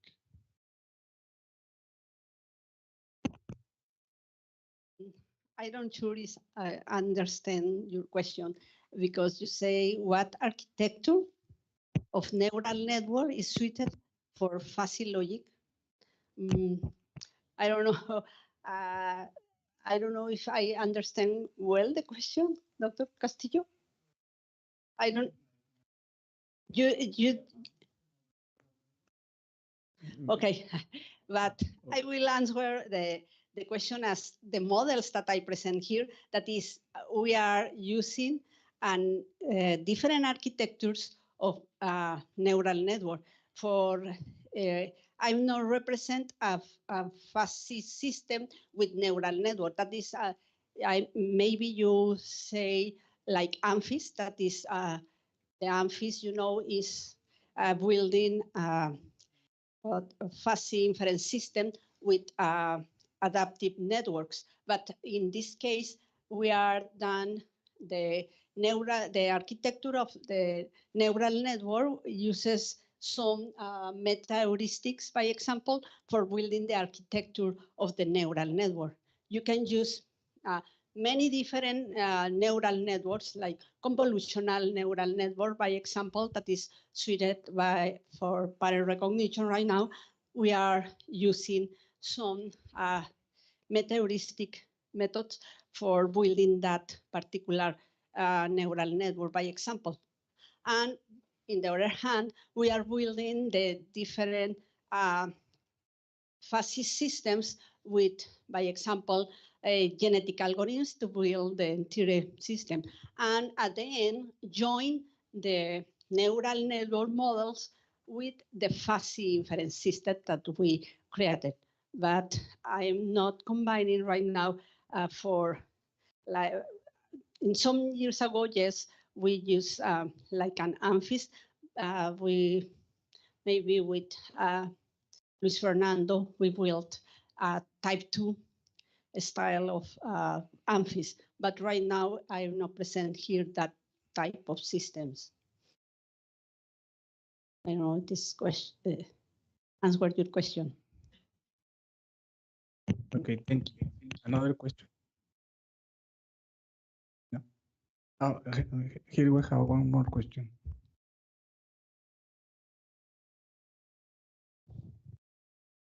Hi, thank you for your talk. I am not expert in system fusion, and in your words or easy work, what is the system fusion?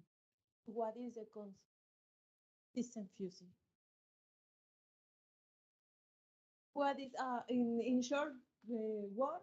How work the system fusion or this I because I don't expert in that in logic in fusion logic. Sorry. Okay. Maybe in the next talk you will be some things of that, but the fuzzy logic is like I don't know how in say easily for you, but you try to represent the knowledge of an expert, by example, but with different mechanisms that I show here.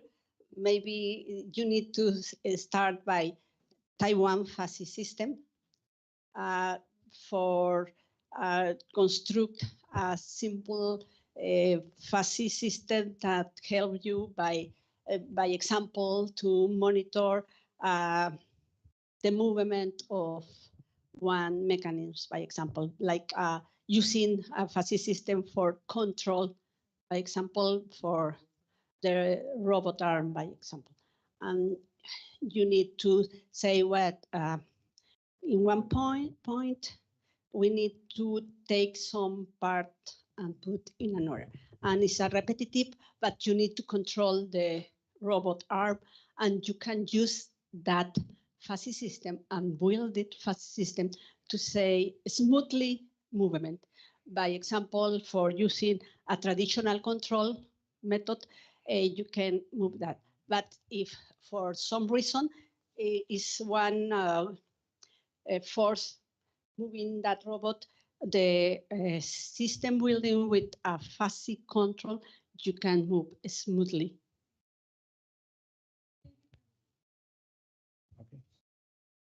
Okay, thank you, Dr. Patricia Marin, for your presentation, and we hope that we can you can bring again with us the next year. Thank you very much.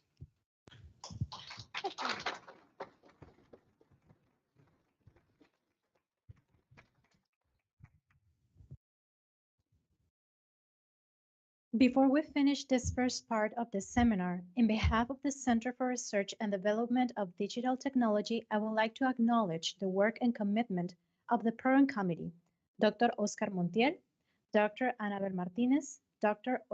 Ulises Orozco, and special thanks to the honorary members of the Organizing Committee, Dr. Oscar Castillo and Dr. Patricia Melin. Thank you also to all staff that have made this event possible and to the chairs that will be helping. Now, I invite you to the coffee break that we have prepared at the central patio located in the first floor. Our next keynote conference is scheduled at 12 o'clock, so see you at midday sharp. Enjoy the coffee break.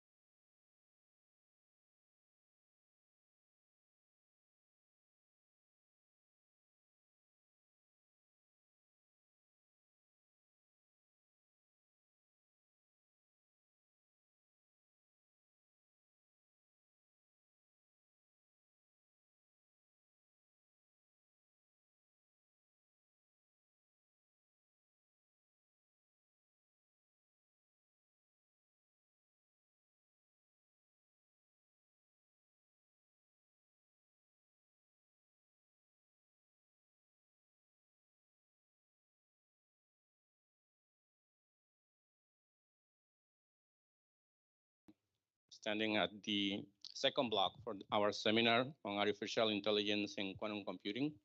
Our keynote speaker is Dr. Castillo, and the title of the talk is Optimization of Type 2 Fuzzy Systems and Future Trends for Type 3 Theory and Applications. Continuing with the program, we have the honor to have Dr. Oscar Castillo as our next speaker. He holds the Doctor in Science degree in Computer Science from the Polish Academy of Sciences. He is a professor of computer science in the Graduate Division Tijuana Institute of Technology, Tijuana, Mexico. In addition, he is serving as Research Director of Computer Science and head of the research group on hybrid fuzzy intelligence systems. Currently, he is president of Hispanic American Fuzzy Systems Association and past president of International Fuzzy Systems Association. He has published over 300 journal papers, 20 authored books, 100 edited books, 300 papers in conference proceedings, and more than 300 chapters in edited books. In total, more than 1,180 publications with H index of 97 and more than 31,000 citations according to Google Scholar. Without further introduction, Oscar Castillo. Thank you very much for the invitation. I would like to thank Professor Oscar Montiel, who was my PhD student many years ago, and also master student. So he was telling me that he has learned a lot from me, but I also have learned a lot much from him because, you know, professors not only are learning from research, but also they learn from their students because students sometimes do many things that we don't expect them to do. So anyway, this is a summary of what my presenter was mentioning. I also maybe didn't put it in my CV. I have the National Award in Computer Science here in Mexico. I have many awards from outside, like Professor Melin before, but from Mexico, sometimes it has been more difficult, but this one was very rewarding for me. Anyway, so I will speak about fuzzy, mainly fuzzy systems, but also optimization, because we need to optimize fuzzy systems so that they are able to solve real-world problems in a good way. In any case, I could say that type 0, sorry, I can move this in the wrong way, I think. So how can I go to the beginning from here?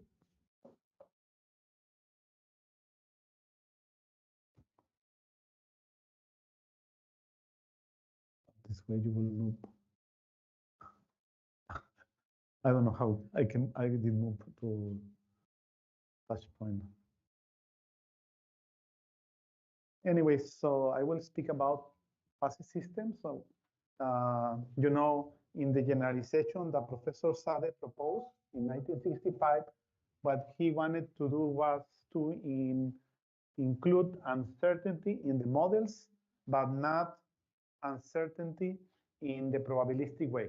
So I have to say this from the beginning because sometimes there is confusion about this.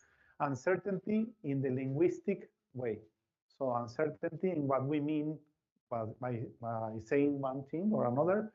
This is the uncertainty modeled by fuzzy, not probabilistic. So these are different models. So they could be used together. So you can have a probabilistic fuzzy system. So there is no problem with that because there are different models.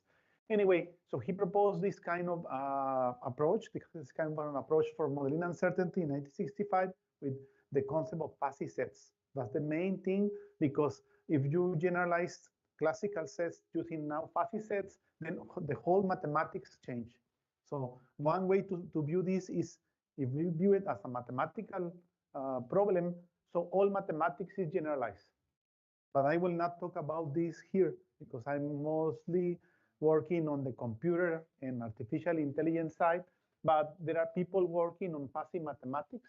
So the whole area of mathematics has been generalized. I mean, differential equations, integrals, everything. That's another way to go in this area. But I'm not working mainly on that. Only collaborate with some people.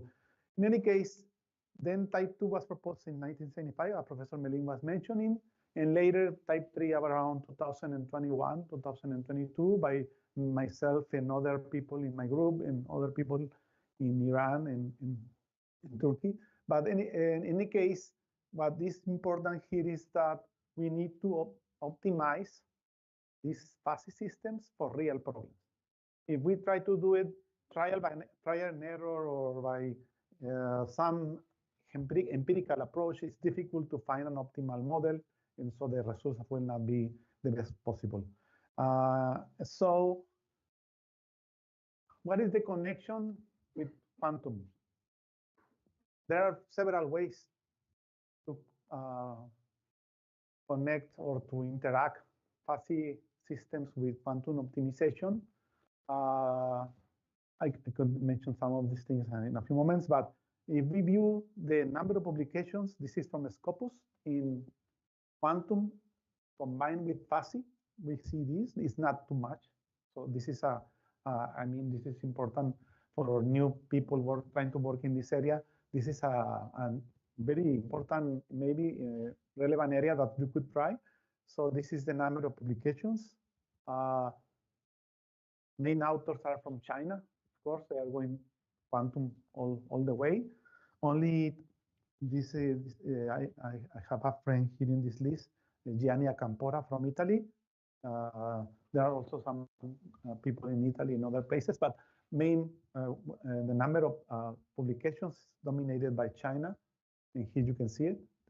Almost all universities or centers are from China and I think Malaysia and in Japan. So this is an idea of how this is this moment. And I can say that one direct way to use quantum in combination with fuzzy will be to use the quantum algorithms, quantum optimization algorithms for optimizing the fuzzy systems.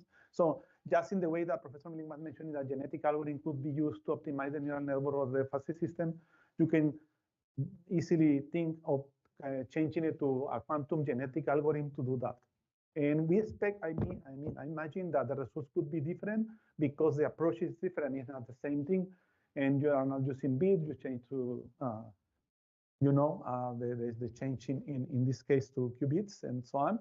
And so I expect that this will be different. But also, there can be another way. The uncertainty, Heisenberg principle of uncertainty, all of these things could be viewed as a linguistic uncertainty, and there are people thinking in that direction, using passive for that. So there are many possibilities. There are papers on that. You can look for that in the literature. Anyway, this is the kind of applications that have been done, mostly computing science, in engineering, some in mathematics, and so on. You can check all of these things in Google or Scopus or something like that. Anyway, just for the ones like the student who was asking Professor Melina about fuzzy is here, I don't remember. But anyway, just to clarify, what was done is to generalize the concept of of classical sets to fuzzy sets, meaning that the membership could be any value between 0 and 1. So in classical sets, you only belong or not belong to a set, 1 or 0. But in fuzzy, any value between 0 and 1 is possible. That was the approach proposed by Professor Sade to extend or generalize the idea. And so that's why mathematics can be generalized if you change classical sets to fuzzy sets. Then you have fuzzy relations, fuzzy functions, fuzzy logical reasoning, and so on, and all of algebra, etc. So anyway, that's another way. But later they found that they will not modeling uncertainty in a complete way. And so that's why this is the classical type 1 fuzzy set. Membership function is simple like this. This is for concept toll. Toll, you mean, the meaning of toll is subjective or is uncertain for people. The meaning of toll is different from me than for Ibed or any one of you. So that's why a membership function can be used. And this could be one meaning, maybe possibly my meaning of toll for one particular height, membership to toll. So that's type 1. But this is not complete model because this is different for different people. That's why Professor Mendel proposed that type 2 was better for this kind of computing with words. And so the proposal of interval type 2 arise as using a secondary membership. You see here, primary membership is U, secondary membership here is fixed to 1, and you have this kind of membership function is now more robust because you have an infinite number of type 1s inside a type 2, and the shaded area is called the footprint of uncertainty fold. And so this fold tries to represent the uncertainty of the concept. So the meanings of different peoples will be contained inside this area because many type 1s are inside this area, and one could be for each people, for example, in this room. Anyway, but computing this is more complex. So this is where the relation to optimization methods comes, because you need to, if you were doing this by brute force, you will try to compute each type 1, but this will be impossible in real world. So anyway, theoretically, they found that 2 type 1s were sufficient to model an interval type 2, but you need to find 2 points that will give you these 2 type 1s, these 2 special type 1s, which are the red and the green one. You see here, part of the upper is using the red, and then the part of the lower, and the other one, the other way around, part of the lower in the green, and then you switch to the upper. So these 2 points, these two special points, left and right switch points, need to be found. And but 2000, around 2000, was proposed, Carnegie Mendel, Professor Mendel was mentioning that algorithm, but this is iterative algorithm. So this is costly, comparatively speaking. So even if we can do only 4 steps of this Carnegie Mendel for real-time control around the year 2000 was very difficult. So hardware implementations were done and all of that to do it in real systems, but it still was slow for some cases.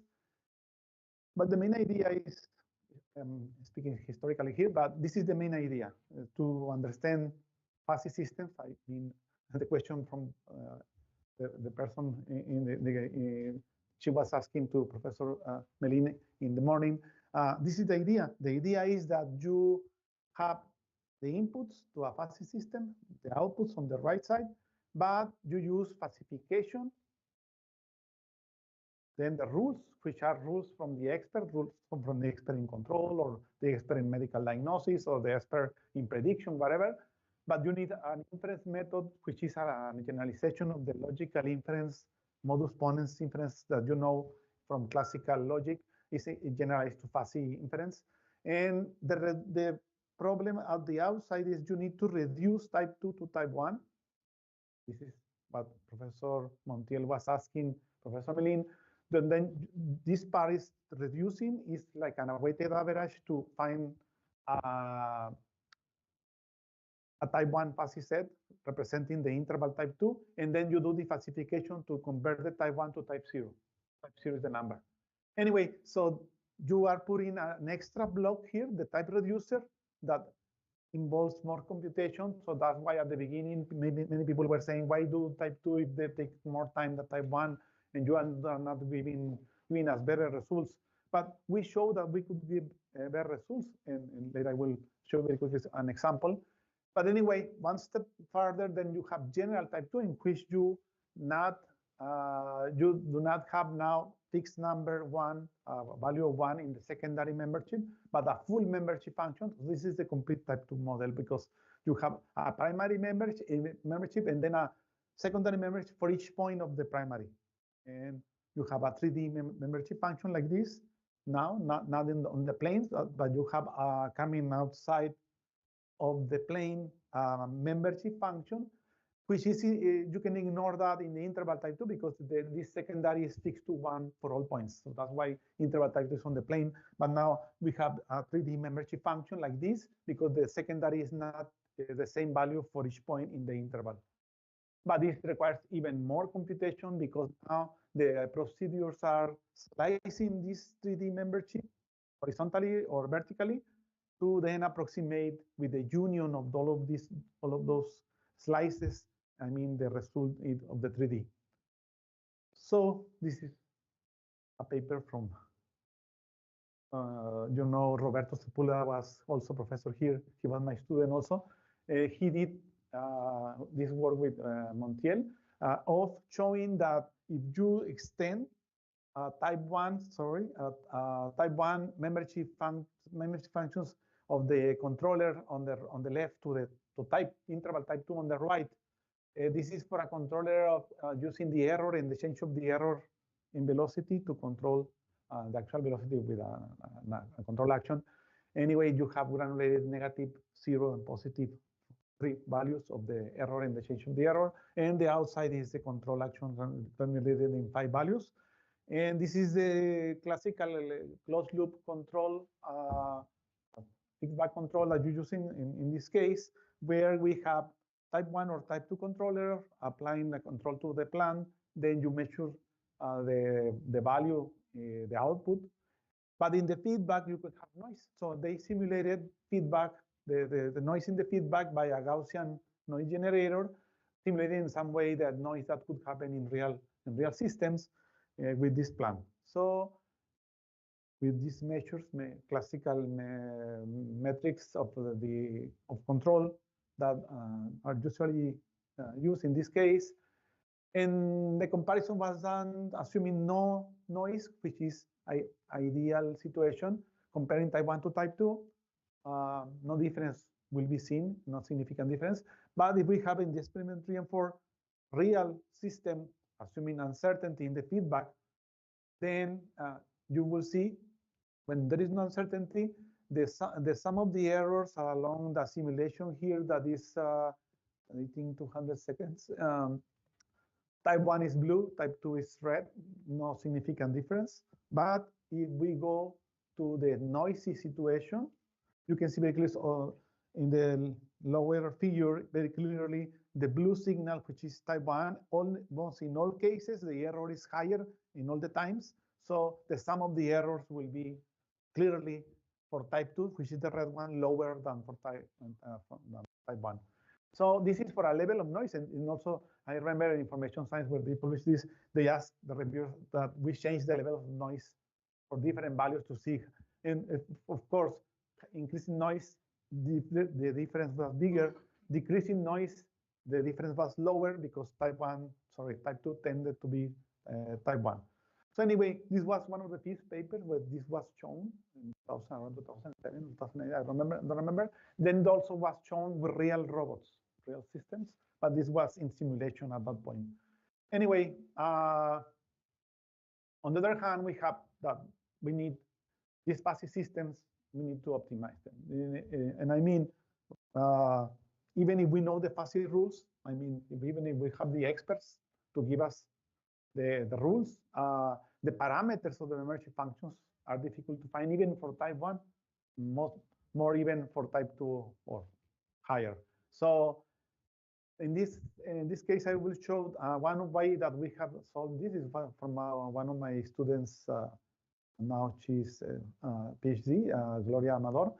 She did this. She used B-colony optimization to optimize the fuzzy controller of a mobile robot. But also she extended the B-colony algorithm to now be a fuzzy B-colony algorithm. So I will show you her work. She used type 1, interval type 2, and also general type 2 membership functions. So this kind of general type 2 membership functions were used. And as I was mentioning before, what we do in this case is to slice it, for example, horizontally. So each slice will be an interval type 2. So you can imagine the work computing that was required because each interval type 2 was computed, as I was mentioning before, using Karning-Mendel or some way. But in general type 2, each slice will be an interval type 2. So if you slice it 100 times to approximate it, then you have 100 interval type 2s to be computed to approximate a general type 2. So that's the problem here. Anyway, this is the controller for the robot. Two errors, the angular and linear velocity errors are going to be negative, 0, positive, to find the torques of the two wheels of the robot. This is the kind of robot, two actuated wheels in this case. And so these fuzzy rules are shown in the table. We know these fuzzy rules in this case are not so difficult to find to move each of the wheels in some way to move the robot as we like to move it for achieving something. This is in the below part, the Simulink diagram if we simulate with the mathematical model of the robot. And bee colony is actually a meta heuristic based on bee behavior. When they try to find food, these bees are in a collaborative way are doing this search for food, and when they found, they return to their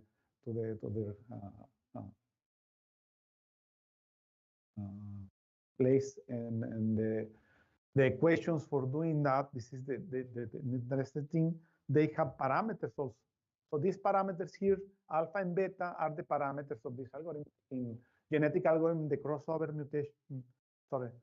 rate and mutation rate are the two parameters that you want to change to get better results. Here you have to consider alpha and beta, which are parameters considering the long-term and the short-term view of the bee. I mean, when they are trying to find something, and these are probabilities for moving from one point to another. So I will not go into much detail, but the problem here is how to use the parameters. And most people use fixed parameters, alpha and beta, 1 and 5 or something like that. Or some people use random alpha and beta, which also is a possibility. But the actual idea will be to control alpha and beta, so that the bee colony is improving convergence, finding results more quickly, and achieving better results. So as input to the fuzzy system for controlling this alpha and beta, the iterations are being are considered fuzzy variable, and also diversity of, I mean, using a population of bees, so each bee is possibly finding a solution. So if all bees are converging, diversity is low. If they are very far apart, diversity is high. So this is the way we view diversity as a fuzzy value. Iteration at the beginning is low, at the end is large. So anyway, in some form, you can build a fuzzy system in which the inputs are the iterations diversity to find the beta and alpha value that is the best possible value in each iteration of the bee colony. Also, this increases the computation in the bee colony, but we have found that it requires less iterations to find the optimal.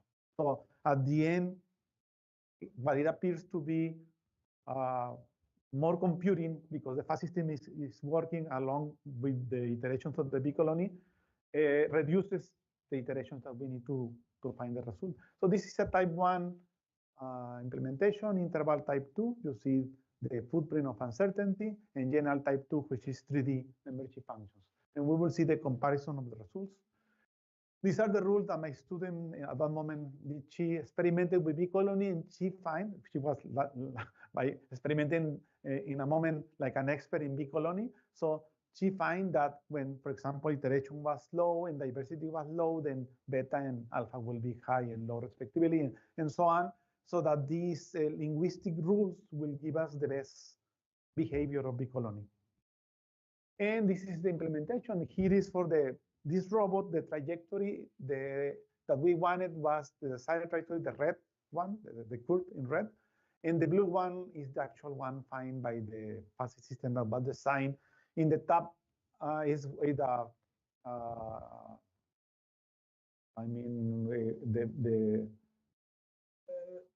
the original design without optimization. The middle one is with the bee colony without fuzzy, and the below one is bee colony with type 2. So the solution was closer to the, I mean, in this case, you want the robot to move along the trajectory in the best possible way, so the error is lower in the below figure. Although this is just one, I mean, for comparison, for statistical purposes, we run 30 times each of them so that we can compare statistically and show that this is significant difference. I will not show a statistical test, but the best result possible was with general type 2, although for the control people, the optimal design is the one that they want. For us in GA, maybe we want, or bee colony, want the statistical test to see that in general, the method is better. Anyway, the controller was better. Under perturbations, this is the situation. Here is even more dramatic than the advantage. So you see here how this is a perturbation moves the trajectory of the robot, which is in blue. And of course, in this case, even more type 2 help us to capture this uncertainty that is, in this case, noise happening. This is also done. This is work. I mean, Felizardo was here. I don't see him now. Ah, yeah, you're there. Sorry, he was my PhD student, and he did this work on type 2 fuzzy control of this omnidirectional modal robots that we have in our lab in our institute. This is the kind of mathematics involved in the modeling of this robot. Kind of robot is more difficult than the two-wheel mobile robot because they have 3 wheels and we can have translation and rotation and other movements. So using, for example, 4 sensors of the robot, it could be the 4 inputs, 62 rules, and the outputs that we want to control. The other one was type 1. This is interval type 2. And this is the membership functions that at the beginning, I think these were not optimized at this moment. Later, they were optimized. But even manually, I think Felizardo was able to show type 2 better than type 1. And then he improved the results with optimization with the several methods. And this is the difference between type 1 and type 2 in the inputs and outputs. And also obstacle avoidance was needed, not only following a trajectory.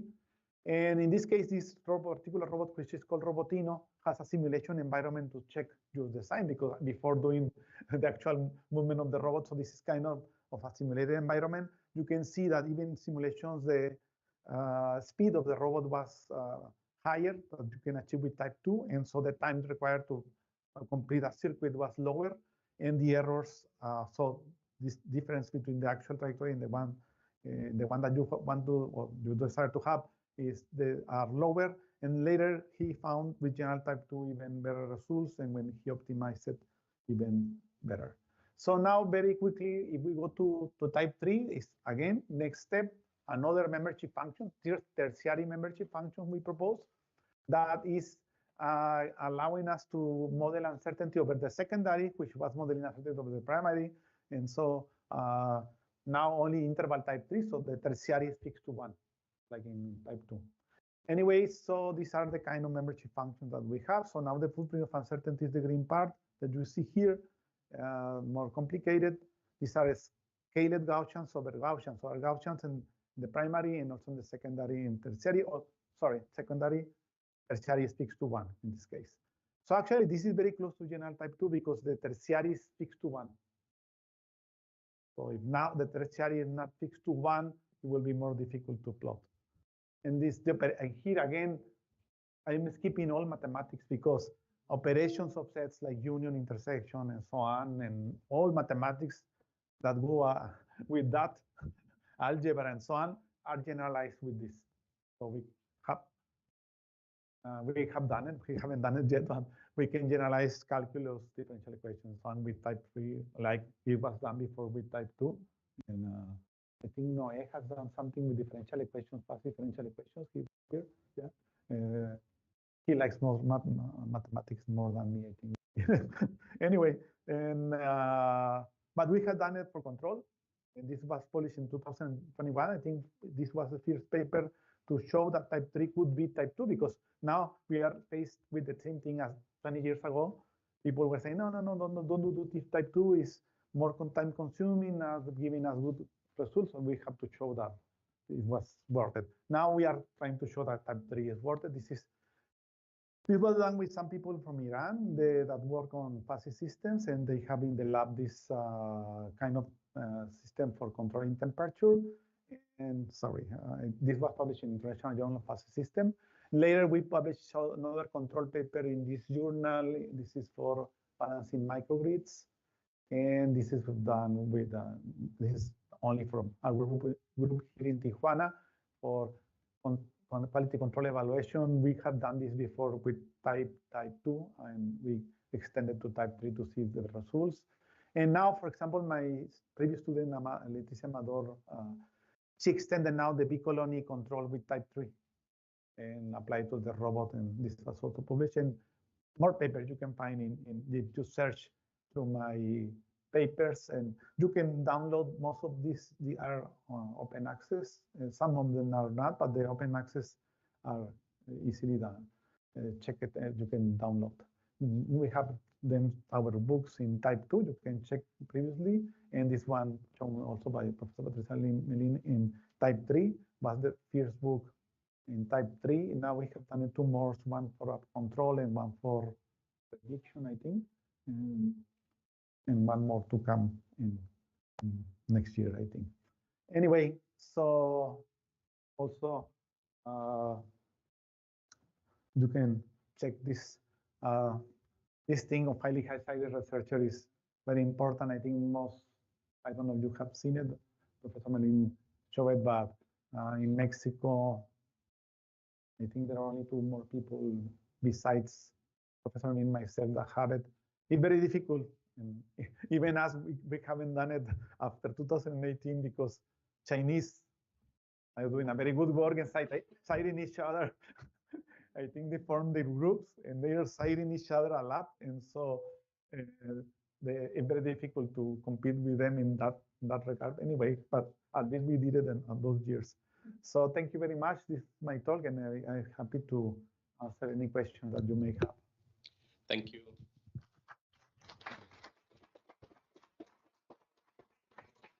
Thank you very much, Dr. Castillo, for your interesting talk. Now we have time for questions.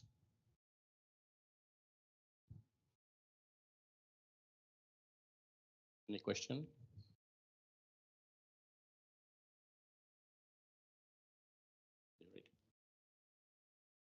A question from YouTube. Are there any emerging institutions that seem to be catching up in terms of publications besides the ones shown in the chart of institutions? This person wants to know about Mexico. Well, I show the charts for only quantum, when you have quantum and fuzzy system at the same time. You can also search quantum and neural networks. I did it, but I was not wanting to talk about that. I was only curious about it. I think there are more papers if you search quantum and neural networks. I think they have combined more. There are even some papers on convolutional neural network here from Professor Montiel and your student, I forgot, Miguel.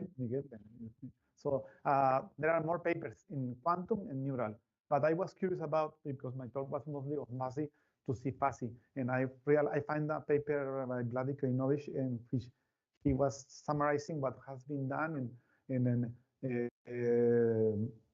so there are a few papers. I think there are many possibilities on that, and even more if we combine neurofuzzy or other techniques. But I don't remember the names of the institutes in that case. For this, my search here on fuzzy, those were the institutions. But there are there are very, very few papers. As you see, I think the leader author was with 8 papers. So many things to do, I think, in my opinion, but I haven't done much on quantum, on only my collaboration with Professor Montiel, but maybe I will try in the future also.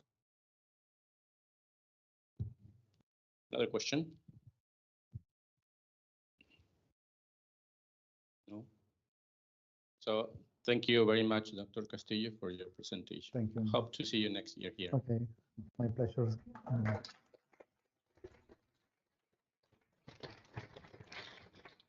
Our next talk is quantum convolutional neural networks for spine fracture image classification, and it will be given by Daniel Alejandro Lopez.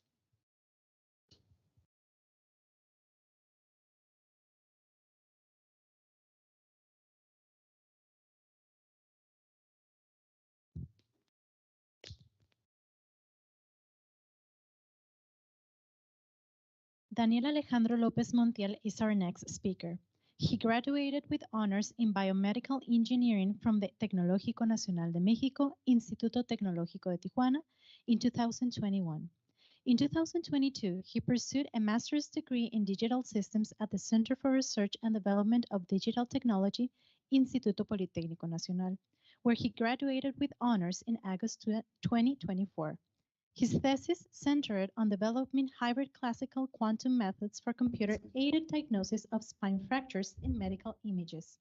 Currently, he is continuing his research as a PhD student in digital systems at the Center for Research and Development of Digital Technology, Instituto Politécnico Nacional, with a focus of machine learning, deep learning, high-performance computing, quantum computing, and quantum machine learning, particularly applied to medical image diagnosis.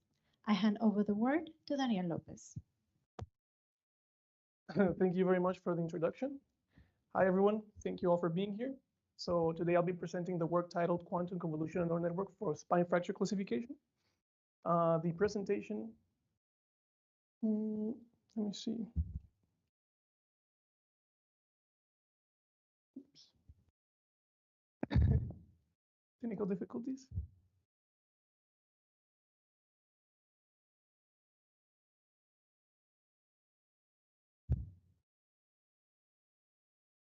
Okay, thank you. So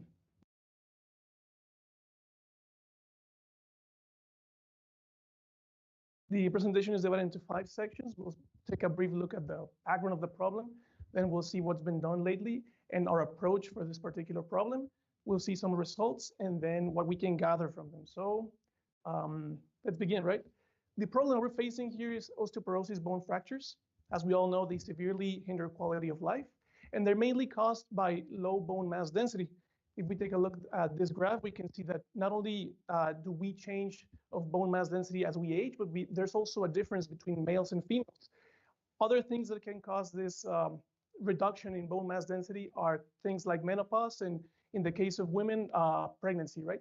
So this is a common problem that we have to take into account.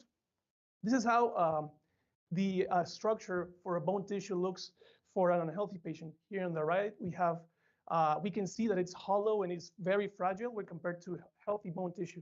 So this is what leads to spine fractures that commonly can be spine or maybe on the wrists or hip in some cases.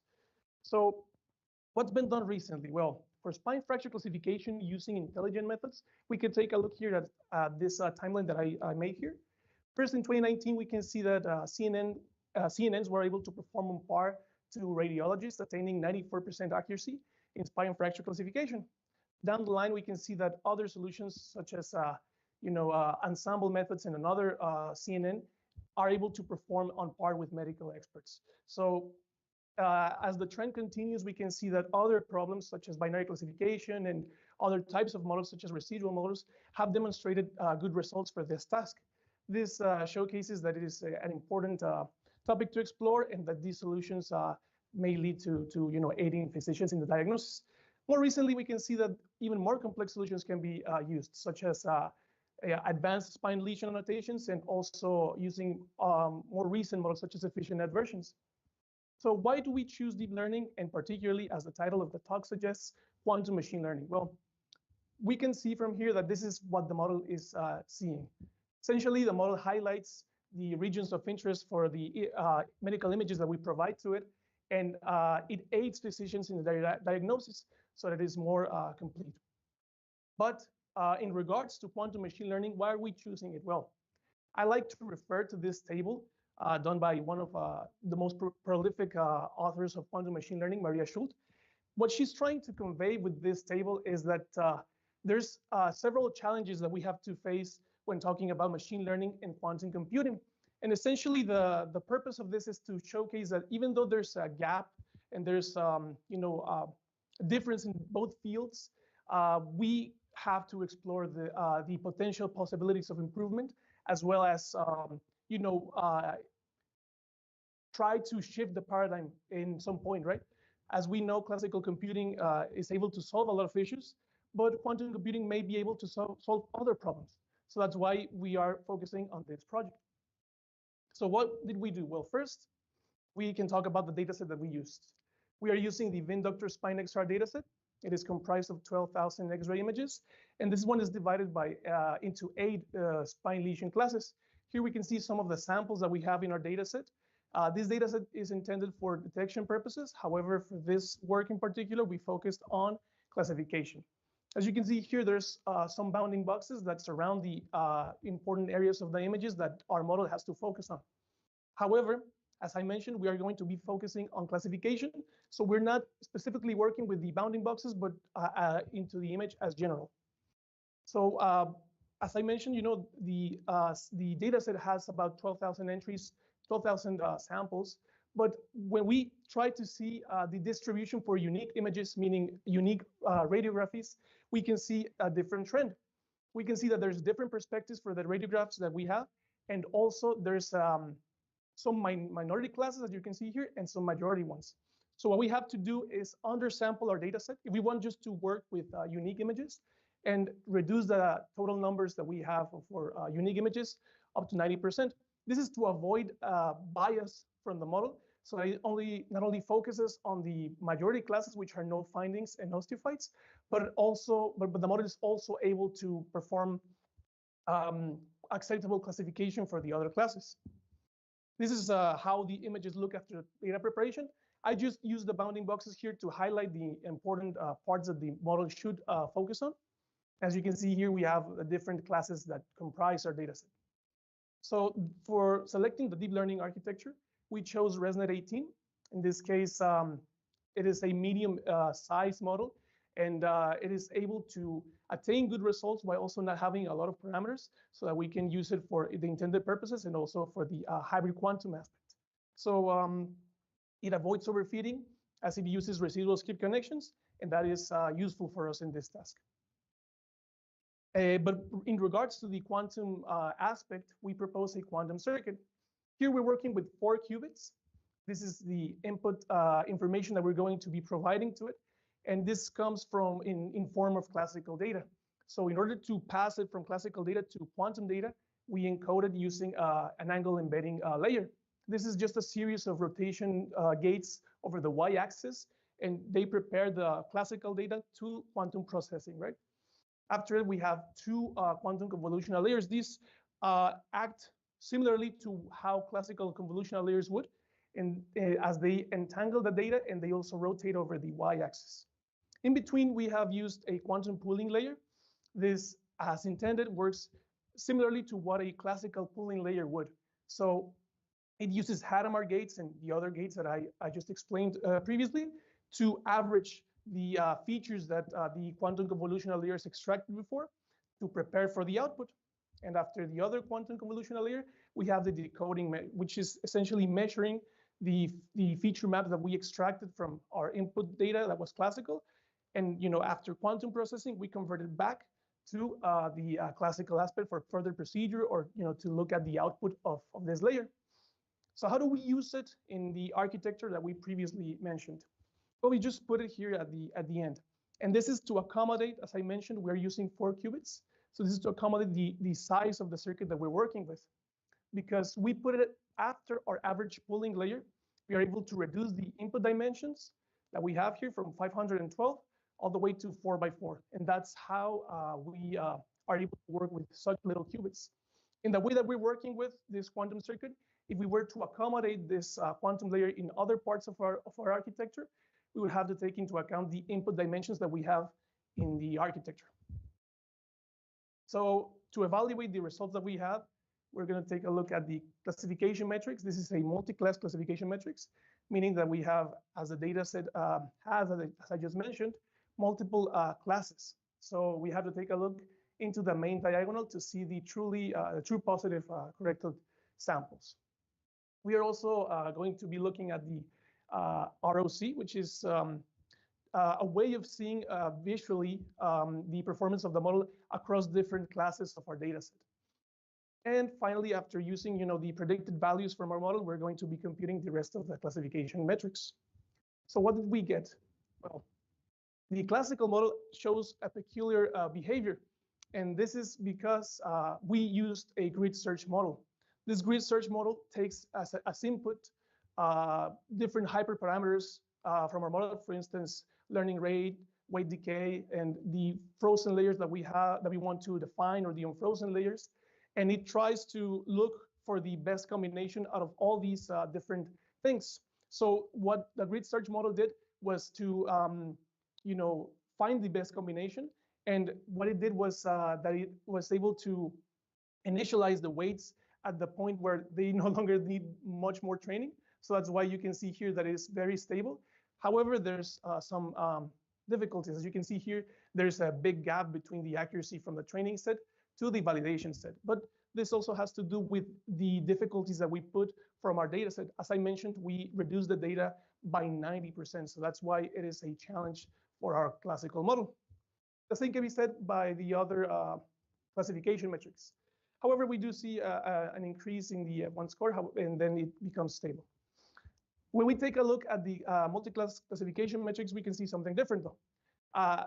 Because of the undersampling of data that we did, we are able to give more importance and avoid bias from our model to so that it can classify correctly some of the samples from the minority classes. I have to mention that this test set also has some balancing issues. So in here we have, the majority classes 1 and 6, and there are a different number of samples for these majority classes and for the minority ones. So in this case, these 5, I believe it's about 5 from 20 samples. So this also showcases that although there's differences in balancing for the test set as well, it is able to somewhat give importance to each of them. And the AU-ROC shows the same trend. The majority classes, which are 1 and 6, achieve the best results, and the other ones do present some difficulties. But what happened with the hybrid quantum model that we proposed? Well, the behavior is similar. However, because of the nature of the quantum layer that we implemented, it is able to learn differently. The weights that are initialized by the quantum layer are different from the rest of the data, and that's why it behaves initially differently. However, it does fall to a similar trend to the previous model, right? And I want to highlight here the results for the test set. In this case, we can see that the hybrid quantum model is able to perform on par to its classical counterpart. However, it showcases a trade-off, meaning that there are some classes, in this case, I believe it's class 1, 5, and 7, that it is able to perform, to outperform its classical counterpart. So it just goes to show that there are some potential advantages that we can get from our quantum layer when compared to its classical counterpart. So, and we can see the same trend here with the AU-ROC, right? So, to summarize the results that we get here, we can see that even though the training set showcased better results for the classical model, the validation set is very close, right? There's a very little difference here for both models. And even on the test set, which is the most objective set of data that we have, the quantum model is able to outperform it just slightly, right, in some cases. So it goes to show that it is, suited for this task, even though it does achieve somewhat subpar results. So what can we conclude from here? Well, both models that we propose here are able to solve this task for the training set, attaining 92% and 82% respectively. And while the proposed quantum circuit, while this is relatively simple, it is able to improve some of the performance from our model, particularly on unlabeled data, which is the test set. And the result of it, our hybrid quantum model demonstrates better generalization curves as well as feature extraction. And this is achieved, by the 51% that we have of accuracy for the test. So finally, we can gather from here that this work showcases the adaptability of the model that we proposed. Although we did put to the test the capabilities of both models, by subtracting a lot of data and using that very little data for this complex task, we can say that it was, able to improve some of the training and feature extraction, and we can see those results in the test. And well, we can talk about the future work. We could explore different architectures. We worked with residual models. We could explore other kinds of deep learning models. And we could also explore other data augmentation techniques. As I mentioned, I just wanted the methodology, the pipeline of this work to be very straightforward. And in this case, we could use other data augmentation techniques to improve on the balancing issues that the data set has. And we could also explore innovative quantum circuits. In this case, the way that we're using it is inside the model, and it's a very simple quantum circuit. However, we could improve on the overall structure of the circuit and maybe see the results that we get from there. that'll be all for me. Thank you very much for your attention, and feel free to ask questions. Thank you, Daniel. You presented an interesting combination of quantum computing and artificial intelligence. Now we have time for questions. Yeah, go ahead.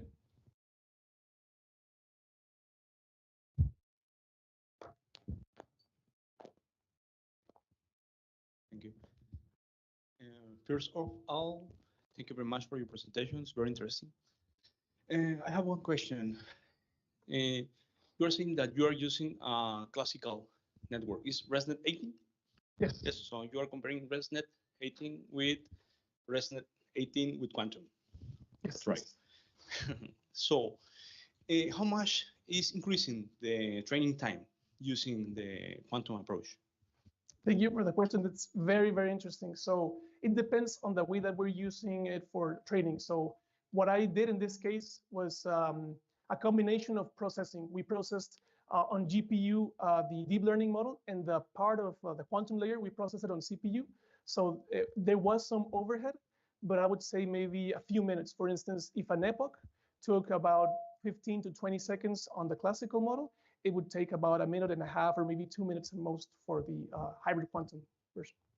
Okay, so it increased a little bit. It does. It depends on the processing unit that we use, but that was like the combination that we were able to get to was the faster one. So yeah. Thank you. Thank you very much. Thank you for your question.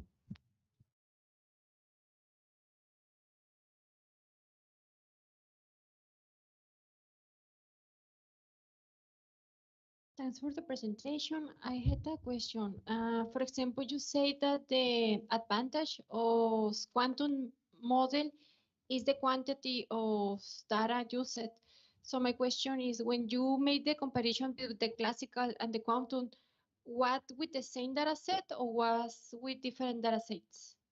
Thank you for the question. It was with the same data set. So the potential advantages, and in this case, the one that we gathered from here, was that we can work with smaller and more complex data sets. So deep learning models are known to work with thousands of data samples. In this case, we only worked, I believe, originally with about 1,000. So that's one of the advantages that we gathered from it. But it is the same data. Thank you. One more question. Why do you think that the test evaluation has better results with the quantum model? That's a great question. I believe, and from the conclusions that we gathered, it might be because of the capabilities of the quantum layer to extract features. Some other works that we've done showcase this. So because of how the quantum layers are initialized and how they process some of the higher layer features, they might be able to focus on more specific features that the deep learning model, the classical model, might not. Any other question?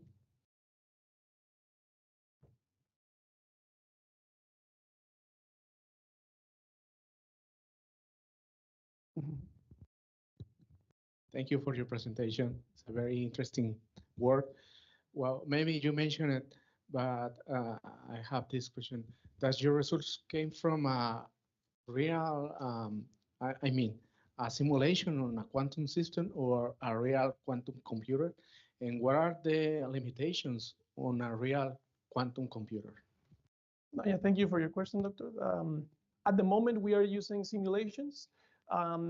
It depends on how, the backend that we use to run our algorithms. In this case, the library that we're working with can work with CPU and GPU, and there can be another way of connecting to another library so that we can use quantum computers remotely. So that's another alternative. It is possible, but at the moment, you just focused on simulations. Okay. Any other question? No? Okay, thank you very much, Danny. Thank you.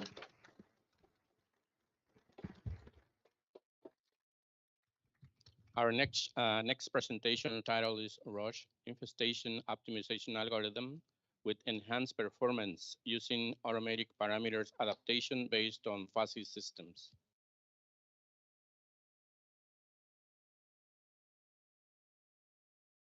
Enrique Lizárraga is a PhD student supported by CONACYT. His main interests include bio-inspired computing, evolutionary computing, physiologic, swarm intelligence, neural networks, and intelligent control. He currently has 2 published book chapters entitled Fuzzy Dynamic Parameter Adaptation in the MyFly Algorithm, Implementation of Fuzzy Adaptation and Tests on Benchmark Functions, and Neural Networks and Fuzzy Dynamic Parameter Adaptation in the MyFly Algorithm, Preliminary Tests for a Parameter Variation Study. In addition, he has participated with presentations in 2 international conferences, International Seminar on Intelligent Computing in 2019, and International Conference on Intelligent and Fuzzy Systems in 2024. I give the floor to Enrique Lizarra.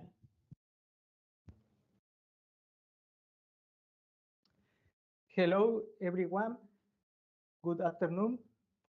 I'm going to talk about from Roche infestation optimization algorithm with enhanced performance using automatic parameter adaptation based on fuzzy system. First, I will present the outline of the content for this presentation. We had an introduction, theoretical framework, proposed method, fuzzy adapter design, results, conclusion, and reference. Introduction.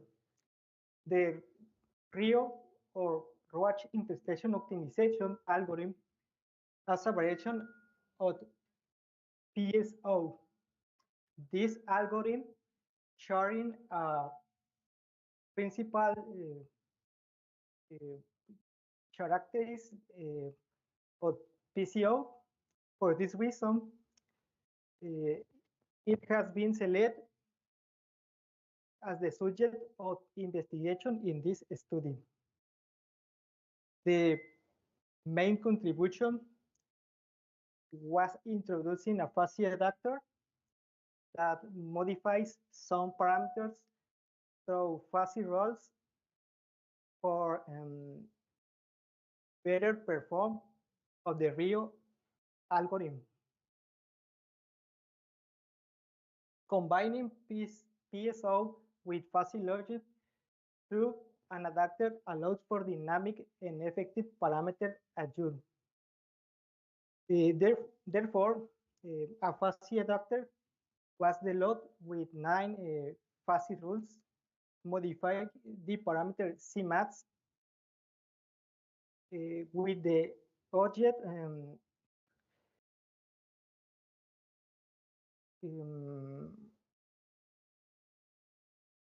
balance between exploration and exploitation, and do faster conversion the algorithm.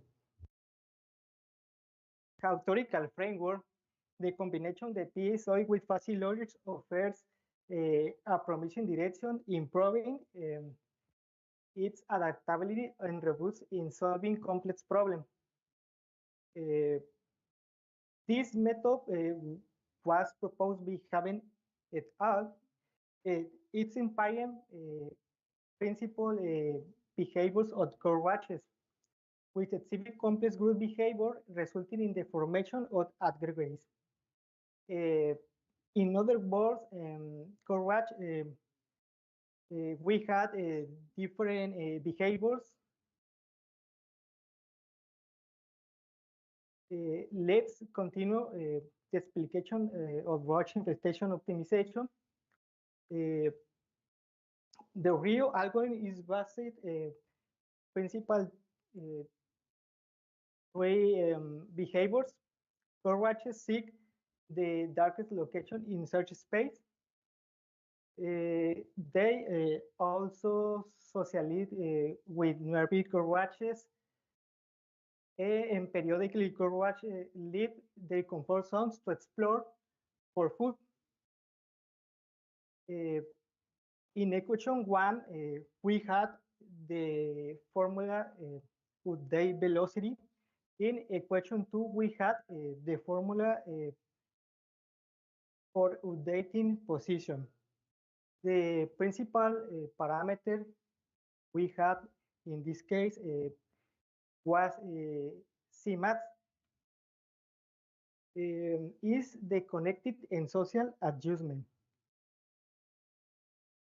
Let's continue with variations of real algorithm original. We had modified roach infestation algorithm optimization. This method adds two components. We had surveillance behavior and cannibalism behavior. Surveillance behavior roaches rapid spray over a wider edge area when they sense danger. These behaviors helps algorithm to explore more effectively. Cannibalism behavior is modeled in a scenario where a stronger roach acting as predator consume a weaker roach the prey. This behavior helps the algorithm base diversity. Other variation of real algorithm is genetic roach infestation optimization. This algorithm uses multiple swarms to avoid getting stuck in suboptimal solutions. Like setting dark place, the main difference with original Rio is here memory and genetic mutation held the courage adapt before the crossover is more efficiently than a real original. And other variation, the real is dynamic roach infestation optimization with state side adaptation. This algorithm introduced the Euler method into the roach infestation algorithm to enhance swarm stability. The technique enables a balance between exploring new solutions and exploring new ones. The proposed method. In the following graph, we can see the proposed method where we can see the diagram. First, initializes of parameters of core watches, evaluate and update the best core watch, start criterion, and compare distances between core watch and identify neighbors whose distance are less than the threshold. In this part, we had introduced fuzzy adapter, the CMATS parameter, next position and velocity update, and evaluate outspring, randomly segregate outspring, and finally replacing the worst solution with the best ones. We can see the fuzzy parameter adaptation for algorithm Rio.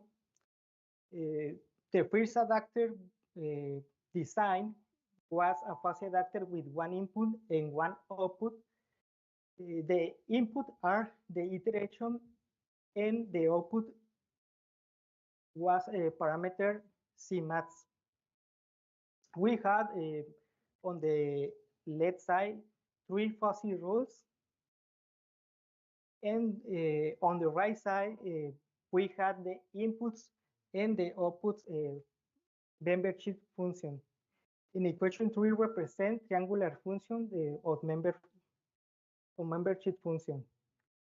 Next, I will continue with design the fuzzy adaptation with 2 inputs and 1 output. A fuzzy adapter with 2 inputs and 1 output was designed for 9 rules fuzzy system where iteration and diversity have inputs and CMATS have output. On the right side, we can see the inputs and outputs of function and membership. And on the left side, we can see in equation 4 the formula for calculate diversity. And we can see two tables for each other parameter adaptation phase system. Values use population 20, iterations 1000, dimensions 10, T-hunger 300, C0 0.7. The first table represents of the result the phase real one input and one output, and 7 or 13 function mathematicals done better perform better than a real original. And the right side, we can see table 2, fuzzy real adaptation, 2 inputs and 1 output. In this case, age of 9 or age of 13 function mathematicals was better than original Rio. It's important mention for this test we use the C student with 95 degrees confidence for this test. In conclusion, this algorithm is great at exploration, but this limit its performance in exploitation. With the help of fuzzy adapter with parameter CMAX allowing more efficiently managed at both exploration and exploitation, the fuzzy adapter helps the algorithm find the best solution faster, which reduces the time it takes to converge and improves performance in different problem areas. We can see the reference. And thank you for your attention. Thank you, Enrique. Okay, we had time for questions. Any questions? No. We have questions on platform.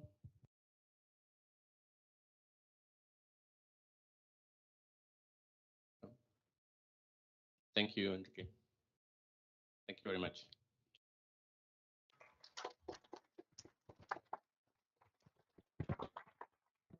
Our next talk is AI-based algorithm for the automatic detection of missing solder balls in encapsulated semiconductors, in charge of Nestor A. Cermeño Campos.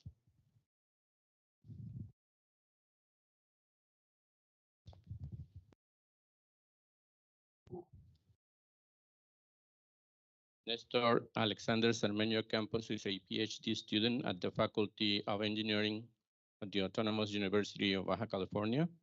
He obtained his Master of Science degree in Computer Science in 2021 and his Bachelor of Science degrees in Bioengineering in 2015 at the same institution. He currently works as a data scientist and development leader within the semiconductor industry and has 8 years of experience in data analysis and development of automation and data-driven decision-making tools for various industries. Welcome. Well, thank you very much for presenting me. Hi, everyone. I am Nestor Cermeño, and I'm going to talk about an innovative solution for the semiconductor industry. But first, imagine a manufacturing line between high-tech machinery and precision process. A tiny but critical defect can be undetected. This can lead to product failures and economic losses for the semiconductor industry. We are looking to avoid this problem and improve the inspection process for this type of problems. And I developed an AI-based algorithm to avoid one of the most common problems in this industry, the missing solder bolts.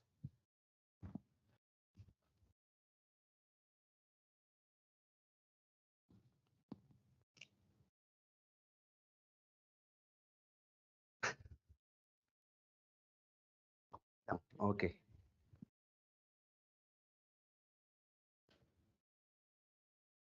Okay, thank you. Well, of course, I will use the following instructions to present you, and I will start starting with a problem statement. The semiconductor industry is growing rapidly. For this year, 2024, was predicted a growing rate of the 13% and a 7.4% for the following years until the 2030. This growth is thanks to other sectors like car manufacturing sector and data storage services, and this is because they need new technology using semiconductors, and this technology year over year are reducing its sizes. Then, for that reason, one of the most common problem is the solder bolts that are fallen from the space where should be a sphere. This is common named as missing solder bolts. There are commercially available automated systems to identify defects on semiconductors, and uses or are based on computer vision techniques. But these techniques have limitations. Many of that limitations falls in defect complexity, variability, and the absence of components in the device. For this reason, a second and conventional visual inspection is needed by human inspectors. But we have 80 to 90% of accuracy and have a decrease of this accuracy after the first 30 minutes of work due to the fatigue, visual fatigue.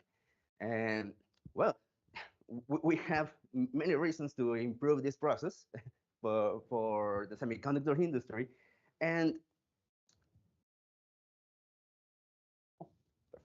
the objective for this work is to develop an automatic inspection algorithm based on computer vision techniques and deep learning models to reduce the time of the inspection process and improve the accuracy of the classification or detection for this type of defects, missing solder bolts. Well, to create a data set, we use photos with a complete ball grid array. These photos was in grayscale and are provided by a renowned semiconductor company. I can talk about the company, but they help me and provide me samples.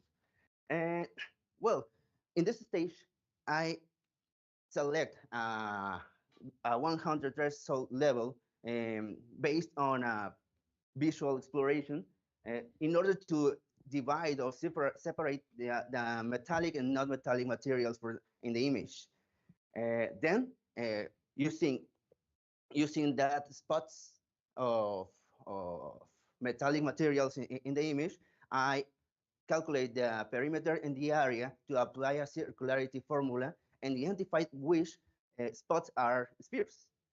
Then I apply linear regression using the the outer edges spheres, and in order to detect or identify the direction of the spheres.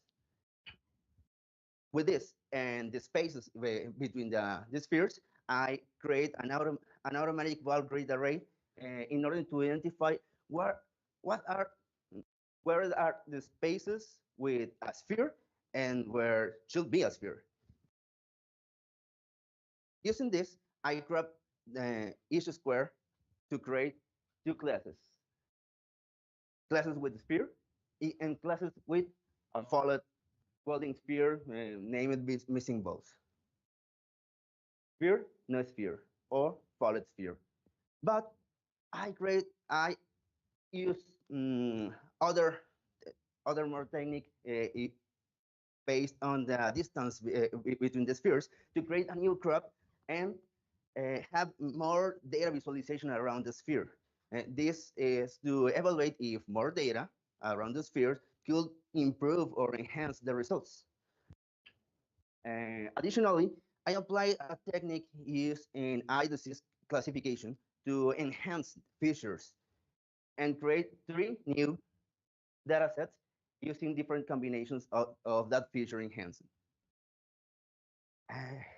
The problem, I have just 95 samples of missing balls and a lot of samples of good spheres. Well, for that reason, I use the oversampling, multiplying the actual samples to leveling the number of samples for each class. And then, well, the classic split and train, 80% for train, 20% for testing. With all of this, I have many parameters to configure and combine to create new experiments. But all these hyperparameter will apply it to 3 models. The first, my proposed model. This is a simple model that have 3 convolutional layers following for max pooling each convolutional layer, and ends with a flattened layer and a dropout of 50%.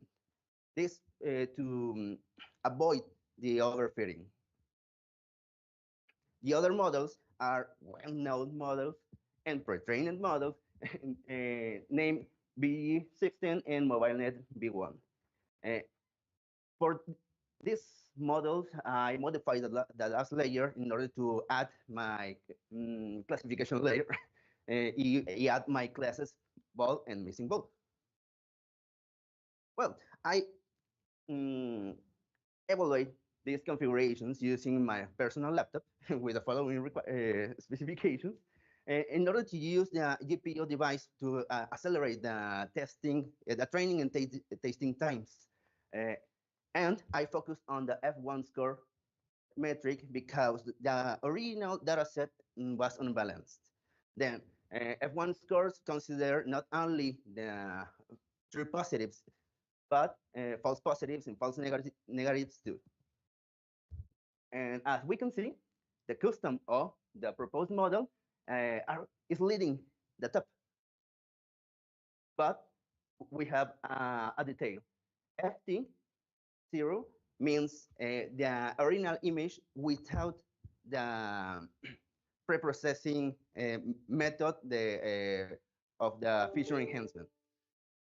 Wow, it's the first, is the winner for this case. But we have some other insights to analyze. The first, the custom, the proposed model, where has the lower variability of the metrics compared with BG16 and MobileNet B1, and have the lower testing times too. And for the features, the original image have a higher variability, and using the feature enhancement technique, we have lower variability for all cases. For a combination 1, combination 2, or combination 3, lower variability in all metrics. Oh, and to finish, the data sets of the crops, dots, and min disks have the lower testing times. For future work, I propose the following. First, develop new models to detection other type of defects, like the oversize, undersize, bridging between spheres, and develop a couple of inferring missing solverables for images and eliminate the segmentation step using the full image. Enhance the data set by increasing the number of samples for missing votes, clearly, and explore other techniques like quantum Fourier transform, and that is used to identify the frequency signature deviations, aiding in the detection of the missing votes, maybe. Well, thank you very much for your attention. Thank you, Nestor, for your interesting work on real problem application of artificial intelligence. Thank you very now much. we have time for questions.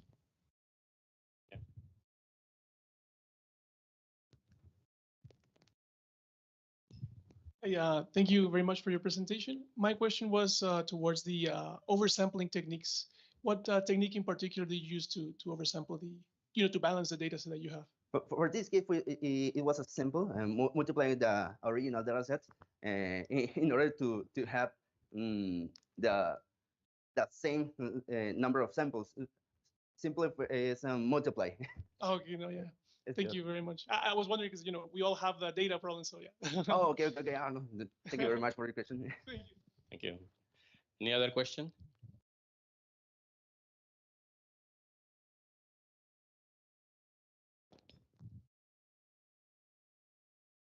Thank you. Oh, the question is, what was the process before developing this algorithm? So what was the manual process of detecting these issues?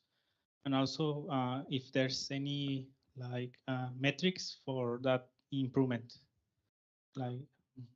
Okay, that is a very good question. Well, the company providing me the samples, and I'm not measure the time between the human inspectors and my algorithm too, but it's a good observation, and I need to apply this. Thank you. Thank you very much. Okay, we have more questions. Hello. So is there an ISO certification about how many missing balls are okay? Can you repeat it, please? Is there an ISO certification about how many spheres can be left out? You spoke about economical losses, right? Yeah. But it's impossible to have a perfect unit. So that's right. Until where, I don't know how to express my question, but there's certifications, like standard certification for missing parts. Well, the semiconductor industry have a yield or a performance of 99%. That 1% generate big losses, economic losses principally, but I don't have the number, the exact number, but all the problem, the solving problem falls into this 1% of failures in the semiconductor industry. The standard is 99%. This is the standard. I know that. And also, I was wondering about how you multiply your sample to have more data, no? Because our companies, he said, we all have that problem, but it's not trivial to do that because you can introduce another bias. No? If your original data it's biased and you multiply it, I think you can geometrically grow your problems. Right? Maybe I need to try without the oversampling. Yes. But for that reason, I used the 50% dropout Okay. to avoid the overfilling. Okay, thank you. Thank you very much. Yeah, we have more questions. Thank you for the presentation, and it's a very interesting project. And I wanted to ask you, what do you think it's going to be the hardest part of actually implementing it on a factory or at the end of a line? What would be the hardest part of actually putting the camera, putting it to work, and starting seeing the results? Yeah, that's right. The installation of the hardware, that's the hard part of this type of works.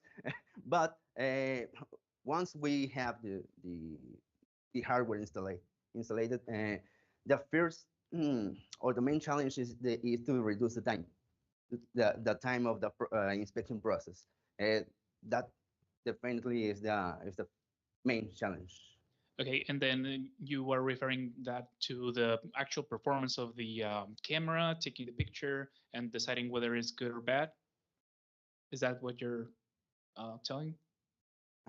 Like that would be the highest constraint, like making it faster than a human.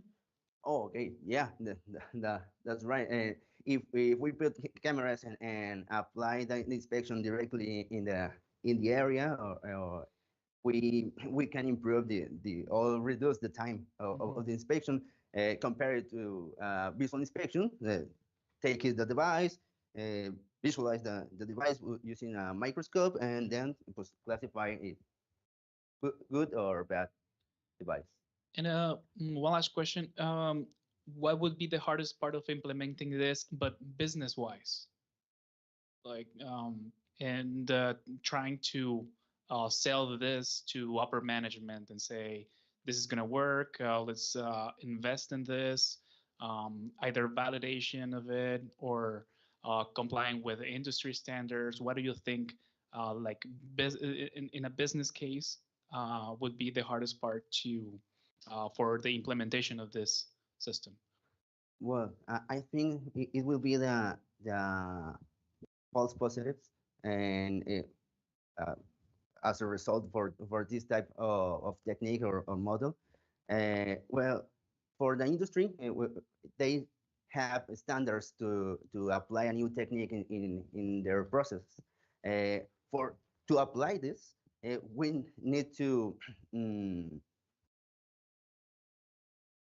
create a group between the different areas and standardize the way we will apply it or testing this. And the false positives is the first metric they measure. And I think false positives is the answer for this. Is this operation or this inspection done 100% by operators, or is this just an AQL, a sample size each hour? It's a sample, from bad devices. Okay, thanks. That's it. Thank you very much. Thank you. Thank you, Nestor, for your presentation. Thank you very much.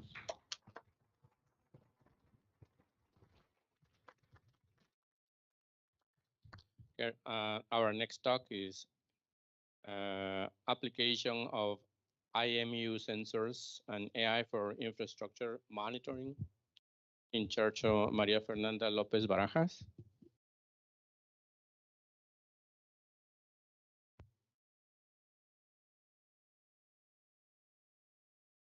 Maria Fernanda Lopez Barajas was born on July 8, 1998 in Mexicali, Baja California, Mexico. She earned her degree in mechatronic engineering from the Universidad Politécnica de Baja California in 2020. Since 2023, she has pursued a master's degrees at the Faculty of Engineering at the Universidad Autónoma de Baja California. She focuses on IMU sensors and artificial intelligence research, particularly neural networks, to classify data obtained from an IMU. She has been a lecturer since 2022, teaching in the mechatronic engineering programs at both UPVC and UAVC. Welcome.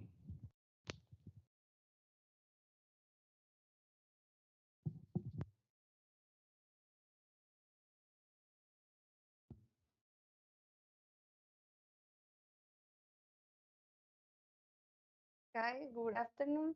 My name is Fernanda Lopez. I hope you're well, and I'm going to present this work, application of IMO sensor and AI for infrastructure monitoring.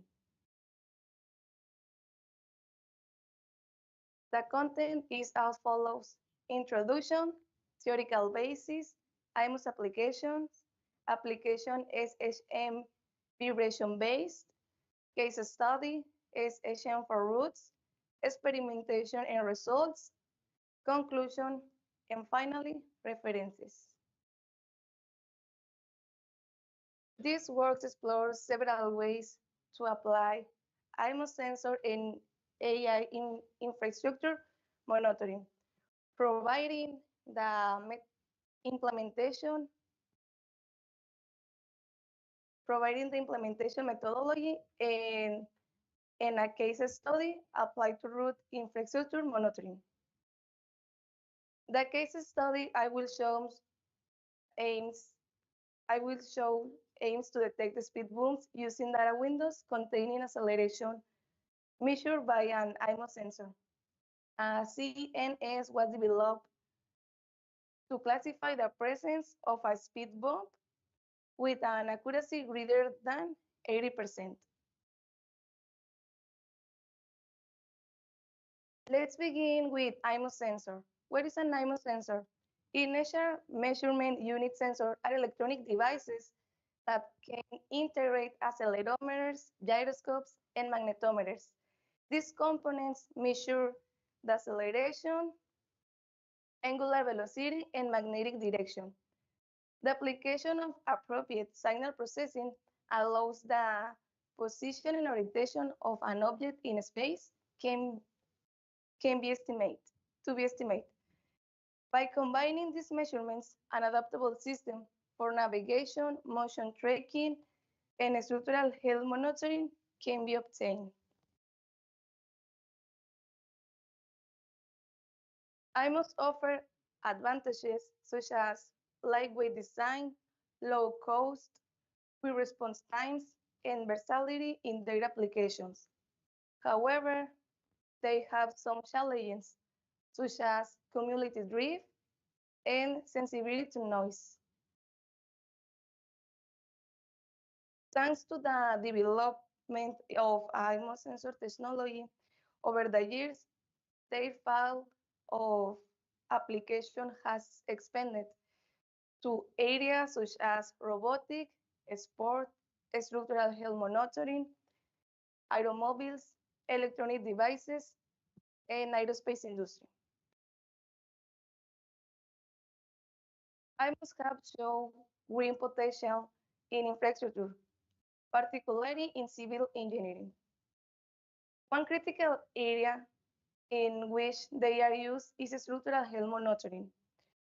This involves continually monitoring bridges, buildings, roads, and other infrastructure for damage or irregularities. Traditional methods of monitoring these structures involve periodic visual inspections, which are laborious and often subjective. With IMOS, we can automate this process using sensors to track vibration, movements, and other physical changes that could indicate structural damage. Figure 4 shows a diagram of numerical methods and artificial intelligence applied to SHM vibration-based. This work presents several SHM applications that integrate artificial intelligence models. For example, IMOS placed on buildings can measure vibration and identify weakness, while on roads, they can detect potholes or cracks by measuring changes in vehicle acceleration. Figure 5 shows an infrastructure monitoring system that combines data from an inertial system with cameras, improving the accuracy of detecting structural displacements. The author used equation 1 to calculate the difference between the readings of both sensor to monitoring the alignment of the system, correct errors, and improve accuracy. Figure 6. Figure 6 shows a neuronal network for classifying or binary classification applied to root SHM system. The inputs are the readings from an IMO sensor, and the output classifies the root condition as good or bad. Equation 2 is used to smooth the accelerometer readings, removing the acceleration component, the component due to gravity to center the data around zero.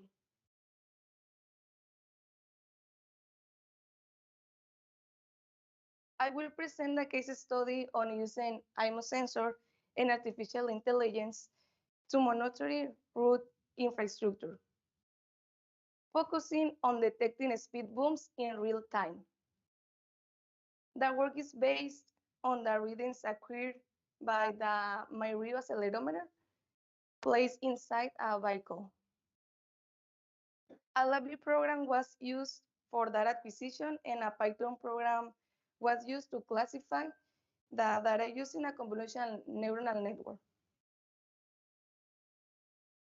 The application development involving 6 main steps. First, library program for acquiring signal from the MyRio accelerometer. Second, data storage for creating a label dataset. Third, data processing. Fourth, training a CNN in Python for real-time speed bump classification. Fifth, Python function that implements CNN. And sixth, library program that calls a Python function. The proposed innovation is organizing the readings from an inertial sensor. In this case, the IMU, and giving them as inputs to a one-dimensional CNN. Figure 8 shows the process of generating data windows for speed bump detection.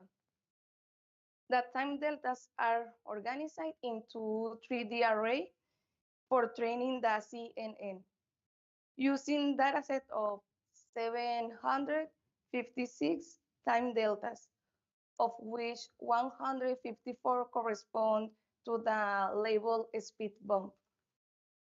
A 3D array with 65 windows is generated, where the speed bump is shift in time. The stored data is in meters per second square units. This conversion is shown in equation 3.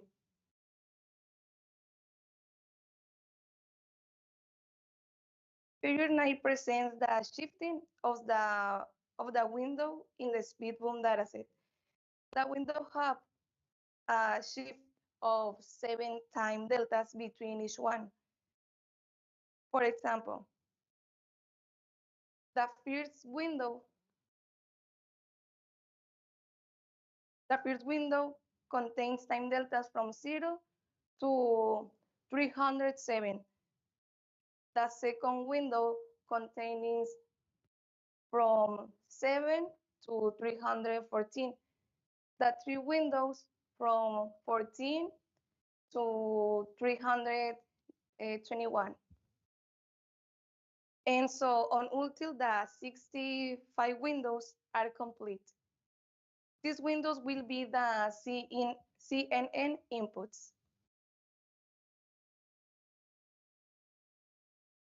Figure 10 shows the structure of the one-dimensional CNN for classifying speed bump. Before being given to the convolutional network, the input windows are normalized to grayscale using equation 4. Each window is the input of the CNN to which 32 filters are applied, and then a flattening is performed. In the end, the CNN performs a binary classification.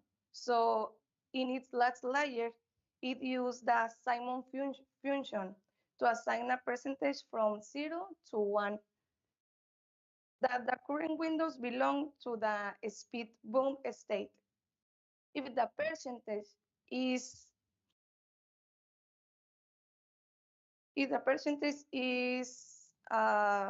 greater than 0.8, we indicate that is a bump.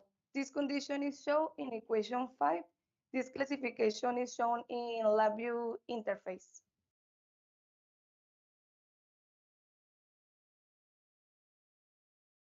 In the experiment, we installed the system on a 2012 Honda Civic, and by adjusting the classification threshold to 0.9, the accuracy improved with 18 speed bumps being correctly detected.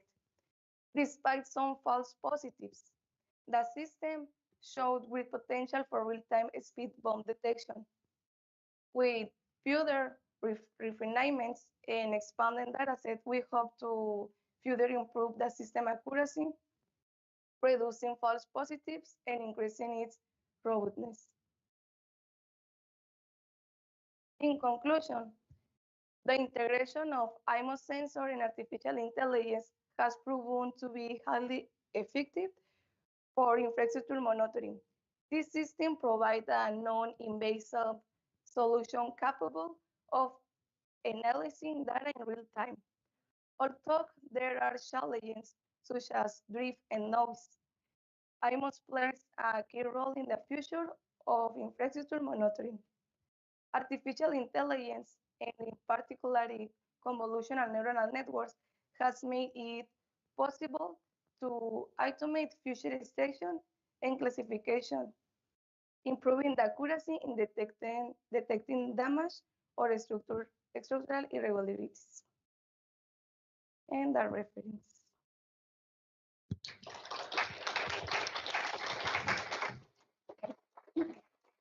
Thank you, Jeffrey. And then we have time for questions.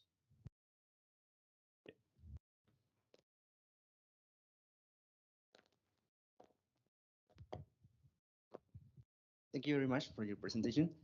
I have one question. Why did you use one-dimensional CNN and not our two-dimensional CNN? Okay. Usually the two-dimensional CNN is used to image, and but when I development this algorithm,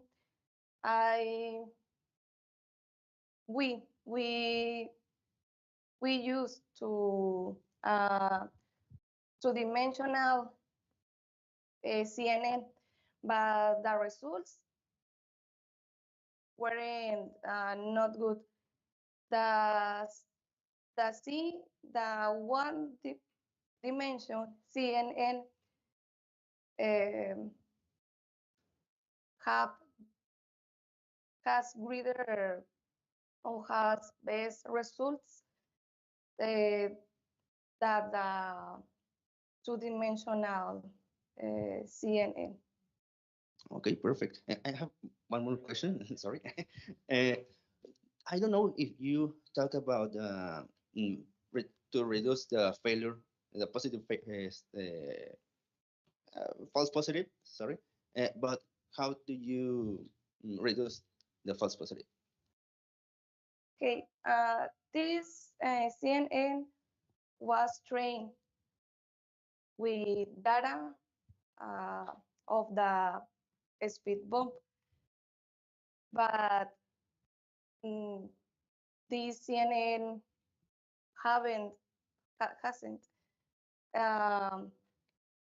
information of the other irregularities, but I will train. We will train the CNN with other information of the other irregularities, and the CNN can or must be best for the classify other irregularities, and the false positive must be sorry, this is noise.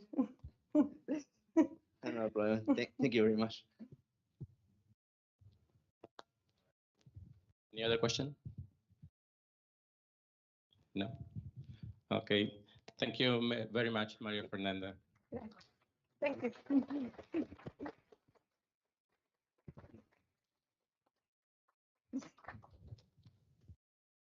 Our next talk, and the last one for this block, is called Towards a Fully Quantum Learning System, Quantum Architecture Search with Quantum Evolutionary Algorithms, in charge of Cynthia Olvera.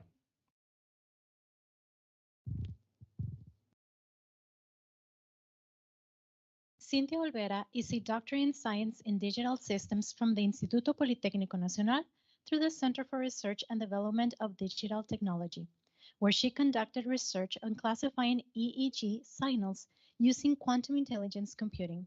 Her contributions include several publications on quantum and quantum-inspired evolutionary algorithms and their applications in numerical optimization and machine learning, and facing the potential on hybrid classical quantum systems.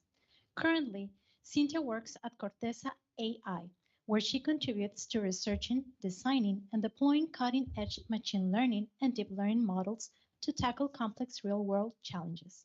Without further introduction, Cynthia Olvera.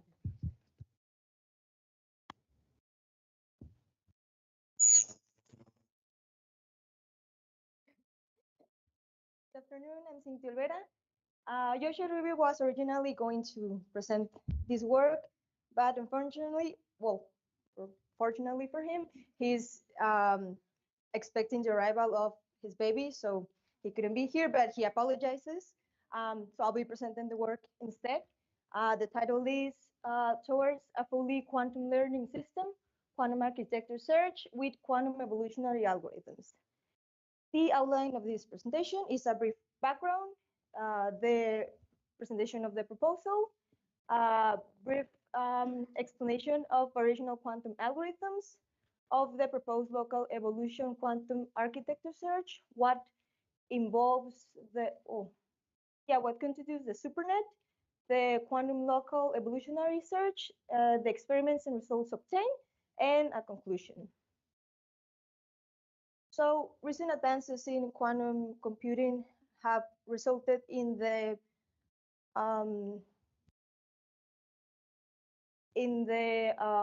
proposal of noisy intermediate scale quantum devices. These devices are characterized by a limited number of qubits and no fault tolerance. Variational quantum algorithms have emerged as a promising strategy for these devices, since they work well with limited number of qubits, and they don't require error correction. VQAs are powered by parameterized quantum circuits, which utilize learnable parameters consisting of both fixed and adjustable gates. These can be seen as an analogous of deep neural networks. And quantum architecture search is an automated approach to efficiently generate optimized circuits, meaning optimized parameterized quantum circuits. This is a very difficult task to do manually.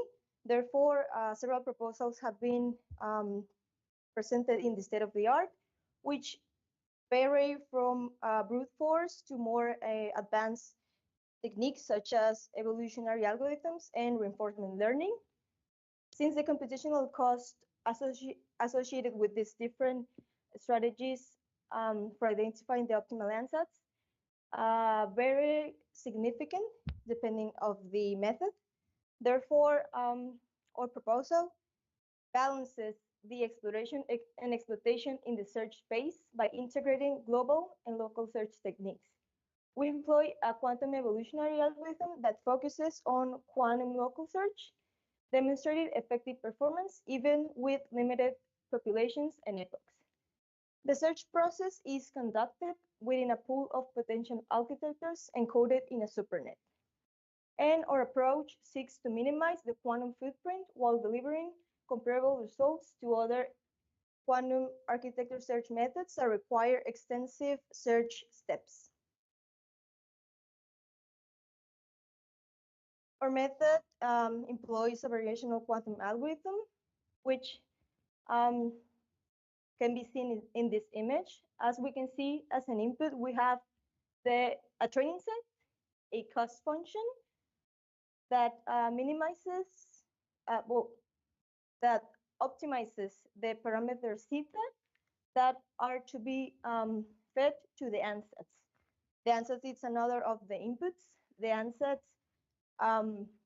is the parametric circuit that, as I mentioned, can be seen as an analog of a neural network. And the variational quantum algorithm is this hybrid quantum classical process where we have the quantum ansatz. Then the parameters are fed to our classical system to optimize this cost function. And then we again feed the quantum system with the optimized parameters until we meet certain criteria. And then as an output, we have a measurement resulting from the quantum device that can be maybe the probabilities or the expectation values or any measurement that we can obtain from the quantum device. Therefore, the parameters in the ansatz are trained to solve the optimization task. This formula, this is the cost function. And to calculate the cost function, the fixed and trainable parameters in an ansatz are encoded into a unitary U that has parameters theta, which is applied to the input states of the circuit. This unitary U can be expressed as the product of L sequentially applied unitaries. These L are the layers of our quantum circuit. So we can see the ansatz can be represented this way, with each U in each position representing the layer. Then once the components of our parametric circuit are set, the cost function is defined, and the next step is to find the optimal parameters. The most common method to do this is using a gradient calculation using the parameter shift rule, but we can use any optimization algorithm.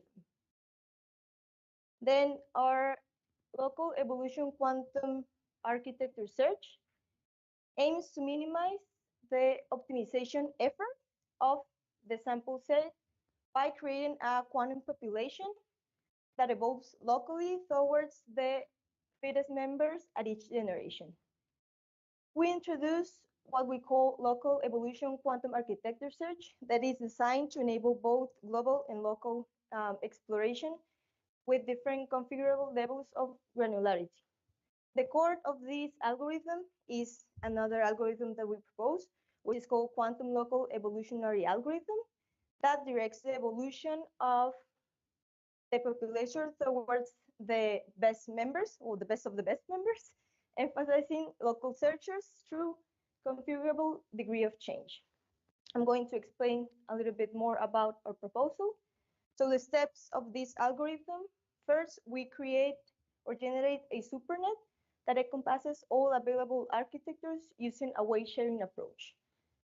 Then we select a random set of architectures and encode them into a quantum population with N individuals and M experts. These N experts represent the randomly assigned share weights. Then we identify the best expert for each individual. Then we replace each individual's expert with the best expert, with the best expert for that specific individual. Then we evaluate the population with the best expert and rank the population again. We perform then the quantum local search through the quantum local evolutionary algorithm using the best individuals as parents and the rest of the population as the evolution pool. Then we optimize each individual using the parameter shift rule over a limited number of epochs. And then at the end, we select the best individual and perform optimization over a fixed number of epochs. So we have two steps of search. First, we search for the best individuals of the population. Then we perform an optimization for each of the individuals. So we have two main steps in this method. So the SuperNet encompasses all possible architectures in the search space along with its supermodels. With submodels, this means that the submodels are the answers pool. So in this example, in this example, we see that the U represents each of the layers. The possible gates in our case, or the gates that we specifically use, are rotations in the X, Y, and Z axis for the single qubit gates. And for the control gates, we use control gates also in the X, Y, and Z axis. So the SuperNet will be the combination, all the possible combinations for this specific structure. So after defining this SuperNet, quantum population encodes n quantum individuals. So each chromosome encodes a specific architecture in the pool. That means that each individual will be a possible architecture within the SuperNet. For example, if we have 3 layers, then maybe one layer is only rotations in the y-axis and one control gate. Then the second layer, we have a combination of rotations in the x and y-axis, and then we have multiple control gates and so on. So the share weights for the SuperNet are randomly generated based on the number of parametric values. We randomly initialize a set of share weights with G experts per individual. For example, if we have 10 individuals, then we generate 5 experts per individual. We have then 50 experts. These are the share weights for all the individuals that will be used to search for the best expert for each individual. And the permutation value of the selected layer is encoded in a qubit using the rotation in the y-axis, in which the parameter omega is going to be between the range of 0 and p divided by 2, and omega is calculated by normalizing the permutation integer of the layer in the aforementioned range. What does this mean? If we have, for example, 256 possible combinations of the gates, that means 256 submodels in the SuperNet, then each of the quantum chromosomes only has like one omega per layer.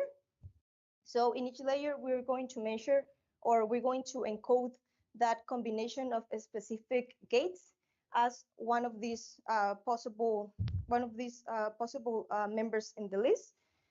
For example, the value 0 will represent only the first possible gates that we can use. For example, are the rotation gates in the x-axis will be the value 0, and then the submodel with all of the possible layers will be the 256, and that would be the p between 2 in this case. So we only have one value per each layer. So the number of qubits that we need is, and the size of the chromosome is very small. And the quantum local evolutionary research steps. This is for the local evolution part.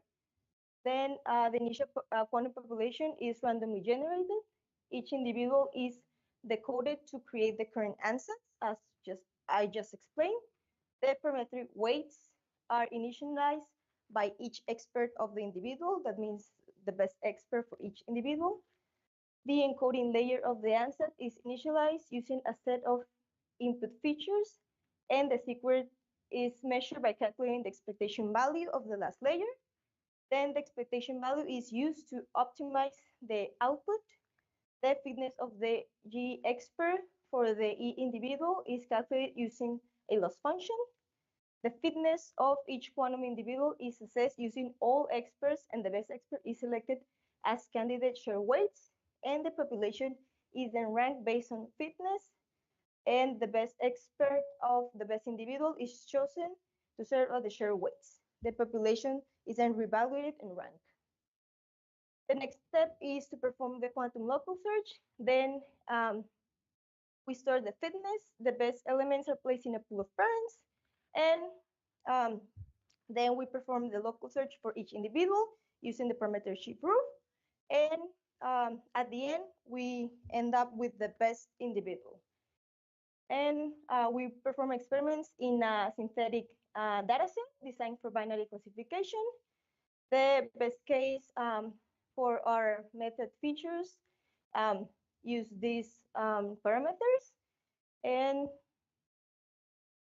the best performance was achieved. We changed the number of quantum layers and the number of epochs and so on. So we perform different tests. We see that in the third case, we have the best performance in the train and test sets. We can see the performance of the individuals here and for each case. So we see that the best individual was not the best individual at first, but was optimized after performing the local search. And we compare our algorithm with a quantum architecture search that requires more epochs, more search steps, and we see that these are the first are the architecture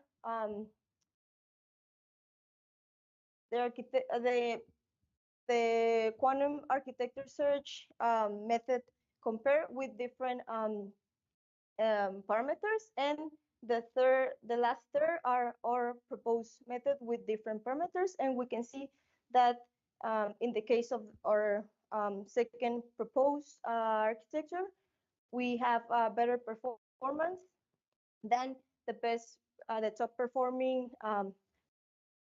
was proposal, and we have best test accuracy in all cases.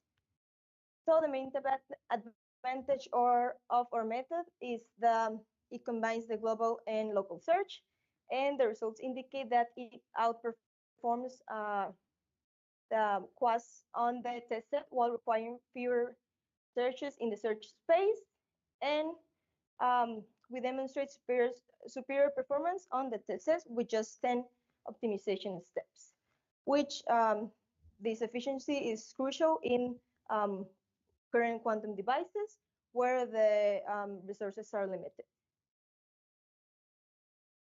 So the conclusion, that would be that these advantages and the higher performance, the limited resources needed, and steps, and just future work, just more complex problems, and that will be all. if you have any questions.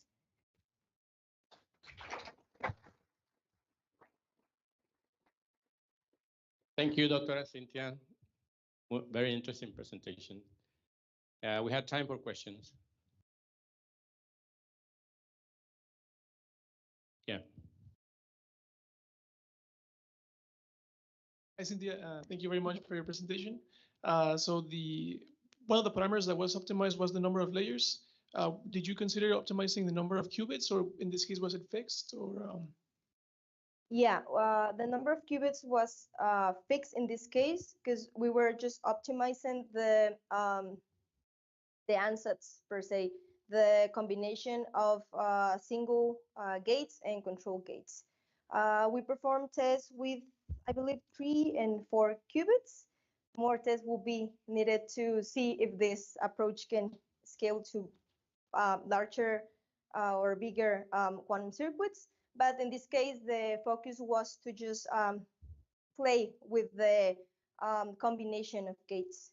So in each layer, you can have different combination. Like you can have multiple control gates and different combination of single qubit gates.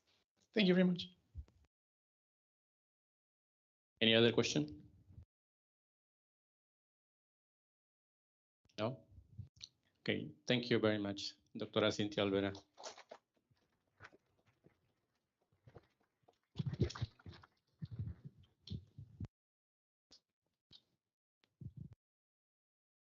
Thank you all for joining us this first day of the seminar on artificial intelligence and quantum computing. See you tomorrow starting at 8:30 a.m. for the second and final day of this event. Have a great day and see you tomorrow.